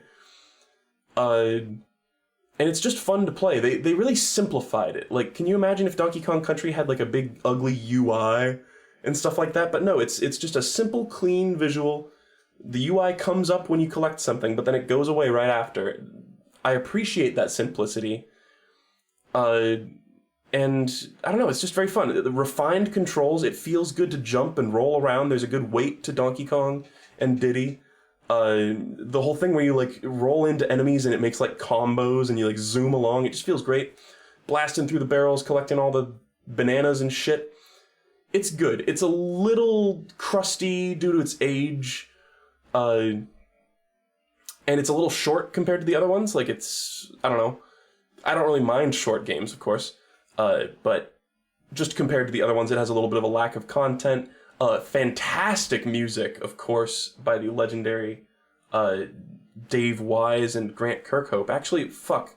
Was it both of them that worked on the original? I don't even remember. I don't know if Grant Kirkhope was there. It might just be Dave Wise. But amazing soundtrack for a SNES game. This is another one where you like put that shit on your iPod. Like, that shit is good. Aquatic Ambience, fucking like masterpiece of a track. Forest Interlude is like Aquatic Ambience 2. Just good stuff. Great atmosphere in this game, especially for a SNES game. Fuck me, lads. 8.5. There's not too many 8.5s. Absolutely yes. Although it's not the most urgent. Like, if you're like, I can only play one Donkey Kong Country game, maybe play the second one. Or like Returns or Tropical Freeze if you really want to. But, DKC is still great. It's awesome. Grant was not there, okay. Grant, like he's your buddy. No, I get it. Thank you. Thank you, chat. Donkey Kong 64. This game's kind of poopy. Can I just say? I will say it's very similar to Banjo-Kazooie, also made by Rare. I was never the biggest fan of Banjo-Kazooie either, though. Like, I don't know, just something about the way you move around in that game. It feels kind of like floaty and weird, and the attacks are kind of slow and clunky. I'm talking about Donkey Kong 64. But also kind of Banjo-Kazooie. Just something about it never really clicked with me, and like the overall gameplay of going around collecting things like obsessively like that. The whole thing with the colored bananas and you have to switch to different characters, that is a huge misstep. You should have been able to switch characters on the go. That's just like fucked up. Oh, the DK rap. Oh my god, I almost forgot, guys. Holy shit. It's got Lanky Kong and everything? No, it's, no, this game's real rough around the edges. It's super long. There's lots of kind of forgettable areas. The music isn't even that great. There's some good music. This is, of course, where Jungle Japes is from. Or, actually, no, I think that's Donkey Kong Country. Never mind. The level is Jungle Japes, right?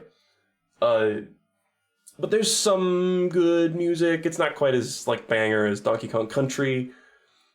It's just kind of flabby and bloated, and some of the later levels just feel tedious. There's this really annoying thing where you have to play through Donkey Kong, the original arcade machine, and Jetpack in order to reach the end of the game. It's like necessary.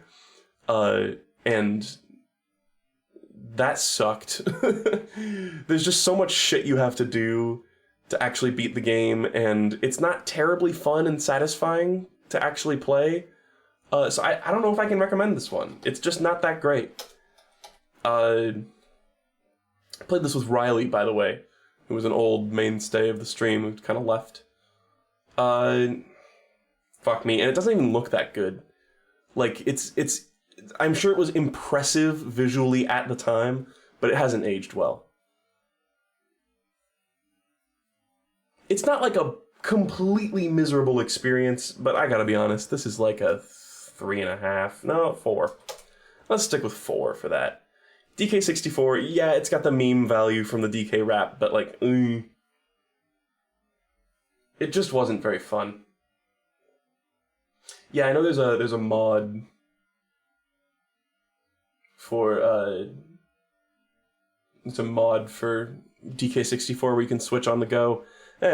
Even then, it's like it isn't that amazing. I don't know. There's like lots of mini games, and it's like none of the mini games feel amazing to play. And it's like if there'd just been fewer, they could have polished it a little more. I feel like it's just a little excessive. Is Pitfall on the playlist? I don't think it actually is.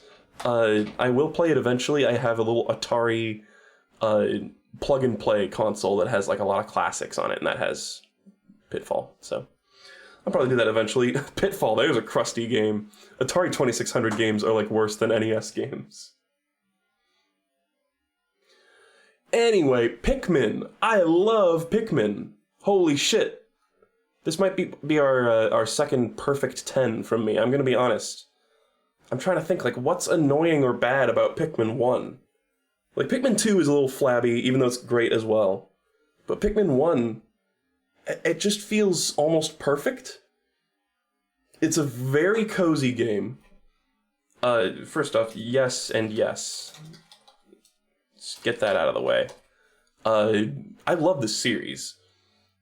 They're very sort of unconventional for Nintendo games. You know, they're not your standard like kind of platformer or whatever. They're more RTS type. And it's weird because the original Pikmin kind of feels like a game that was made to show off the processing power of the technological quantum leap that was the GameCube. But in the end, like, the whole concept of having a ton of little followers actually was really awesome and well done. They're really cute. The Pikmin themselves are sort of cute and creepy at the same time, which makes for a sort of fun atmosphere. I don't know, it's very, very cozy, good music. The visuals they're kind of aged, but they're pretty good, honestly. Like, it's got this sort of semi-realistic style that actually kind of works on the GameCube, I think. It's very slightly surreal, and that works in its favor as well. And it's just got fun, compelling, sort of simplified... It's like baby's first RTS, is how I've heard it described sometimes. Simplified RTS gameplay that I can get into. I've never been a huge fan of RTS, but I love Pikmin. Probably partially because it's so simple. And, I don't know. I don't even know what else to say. It's deeply atmospheric. That's something that I think Pikmin doesn't get enough credit for. This is a game that I used to fall asleep playing, but like in a good way, because it just made me feel so cozy. Even though it can be kind of brutal at times, too. It's like you make one small mistake, you lose a bunch of Pikmin. But that's the nature of the beast. It's a very interesting and unique sort of gameplay style. I love it. I'm giving this a 10 for me. 0. It's just great. And Pikmin 2 is also great. Not much to add, except they kind of like fucked it up. Because in Pikmin 1, the whole structure is you have 30 days to fix your ship. You're finding the broken parts of your ship. It's urgent. You're going to fucking die if you don't get them. Pikmin 2, you have infinite days to do something that isn't urgent. Which kind of, I feel like, I don't know, it made everything feel a lot less satisfying, like collecting treasures. And it also gave you caves, which you go into and time just doesn't pass in there. Which makes sense from, like, the sense of, like, the design of the caves. You wouldn't want the time limit to keep going, of course. But it makes no fucking sense otherwise. And also, it just sort of... The caves just sort of drag on after a while. It's like, yeah, they're fun and cozy in their own way. And they have, like, pseudo-random elements, too. They, like, drop you in at a random place and shit like that, which is kind of fun. I never even noticed that until several playthroughs through. But those elements of it just feel like they clutter the design of it and make it feel a lot less organic, and it's just kind of like more Pikmin for people who liked Pikmin 1. But they kind of, I don't know, it just feels like those changes to the format kind of fucked it up a little bit. That sense of urgency in Pikmin 1, I think, is good. It's a good thing. Like, I've heard people complain about Pikmin 1, and they're like, I don't like the time limit. I think it really adds, and it really makes that, like, a satisfying game to play. Whereas Pikmin 2, it's like, yay, we got more money, you know?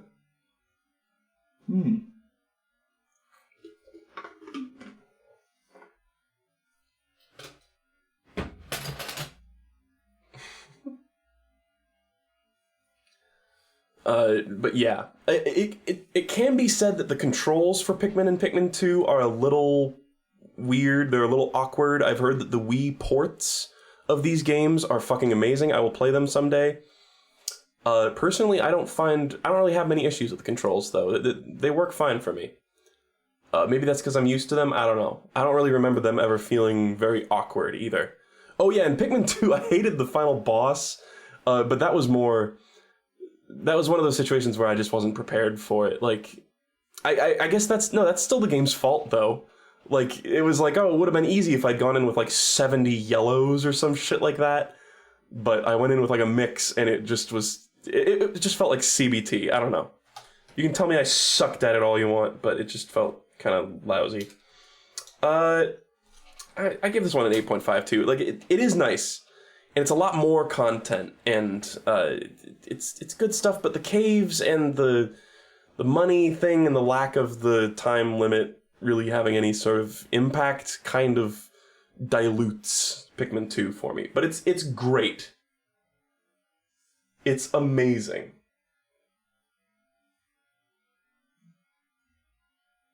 Yeah, I'm hearing lots of praise for the Wii port. Somebody said it breaks the game.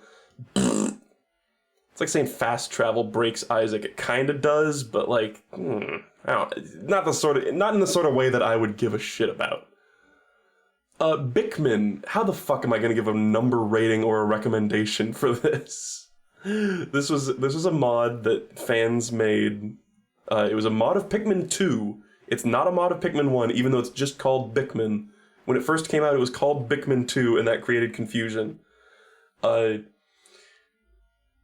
mean, this is like a meme game, you know?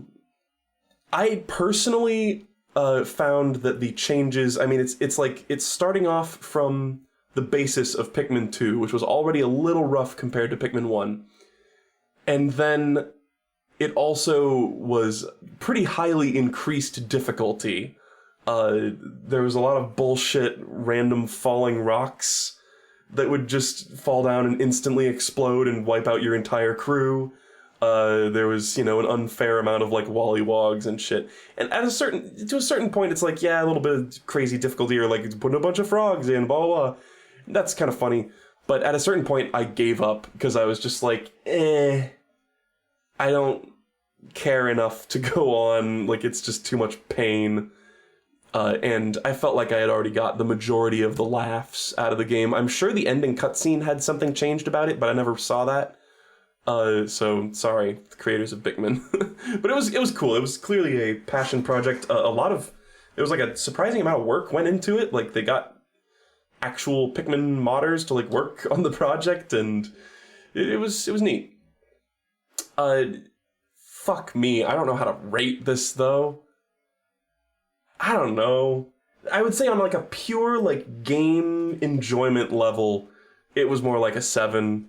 It was very funny, of course, and it was enjoyable, and I had a good time playing it for the most part, but just on like pure like game, I would say just watch the videos. just watch Grapefruit's famous videos of Pikmin rather than playing it. I don't know. Maybe if you're looking for a little bit of if you're looking for like a bit of challenge Pikmin, but that's never really something I've sought out. Should I move on to Smash, or should I just call it quits for today? Fuck, I am very close. It's getting hot in my room and stuff. What time is it? No, because I'm gonna talk forever about like Smash and Punch-Out. Sorry, I'm gonna call it quits today. I think Pikmin 2, Pikmin, that's where I call it quits. Next stream we will start off at Melee and go on from there, finish off Nintendi, and then move on to all these. Some of these should take a lot faster. I mean, games like Aviary Attorney and Mine Ralph, I'll have a lot less to say than like Mario Odyssey or whatever. But this has been fun. I enjoy doing this. But I do need a break. And there will be no streams this weekend, unfortunately. Maybe Sunday. Maybe like late Sunday when I get back, but probably not even then. Yeah, I've been meaning to stream more lately, so sorry about that. I've been meaning to do like JoJo Podcast Part 5 and this and other things, but I've just been trying to kind of take it easy on the hand and such. Hopefully this vacation over the weekend will... It's been so impossible to not do anything like with my hand, like using the mouse to edit stuff, and earlier today I played through Super Punch-Out again. I just couldn't resist, and it did kind of fuck up my thumb a little more. I got a cream. Let me just say, I got a topical cream, so it keeps making like Trump references at me and stuff. And I put an awful joke. I've been putting it on my wrist, and I think it's helping. Hopefully, rest along with medication over the weekend, along with possibly lots of alcohol drinking, will help. But yeah, I will stream more soon. I'm gonna finish FTL. I'm so sorry I streamed FTL like once and then stopped for like a month. I'm gonna do one more stream of FTL because I really feel like it's not super my type of game, even though I like it enough. It's like, I'll do one more attempt of pathetic attempts, or one more stream of pathetic attempts to beat the game, and then I'll probably call it quits. You're a topical cream. Yeah, whatever.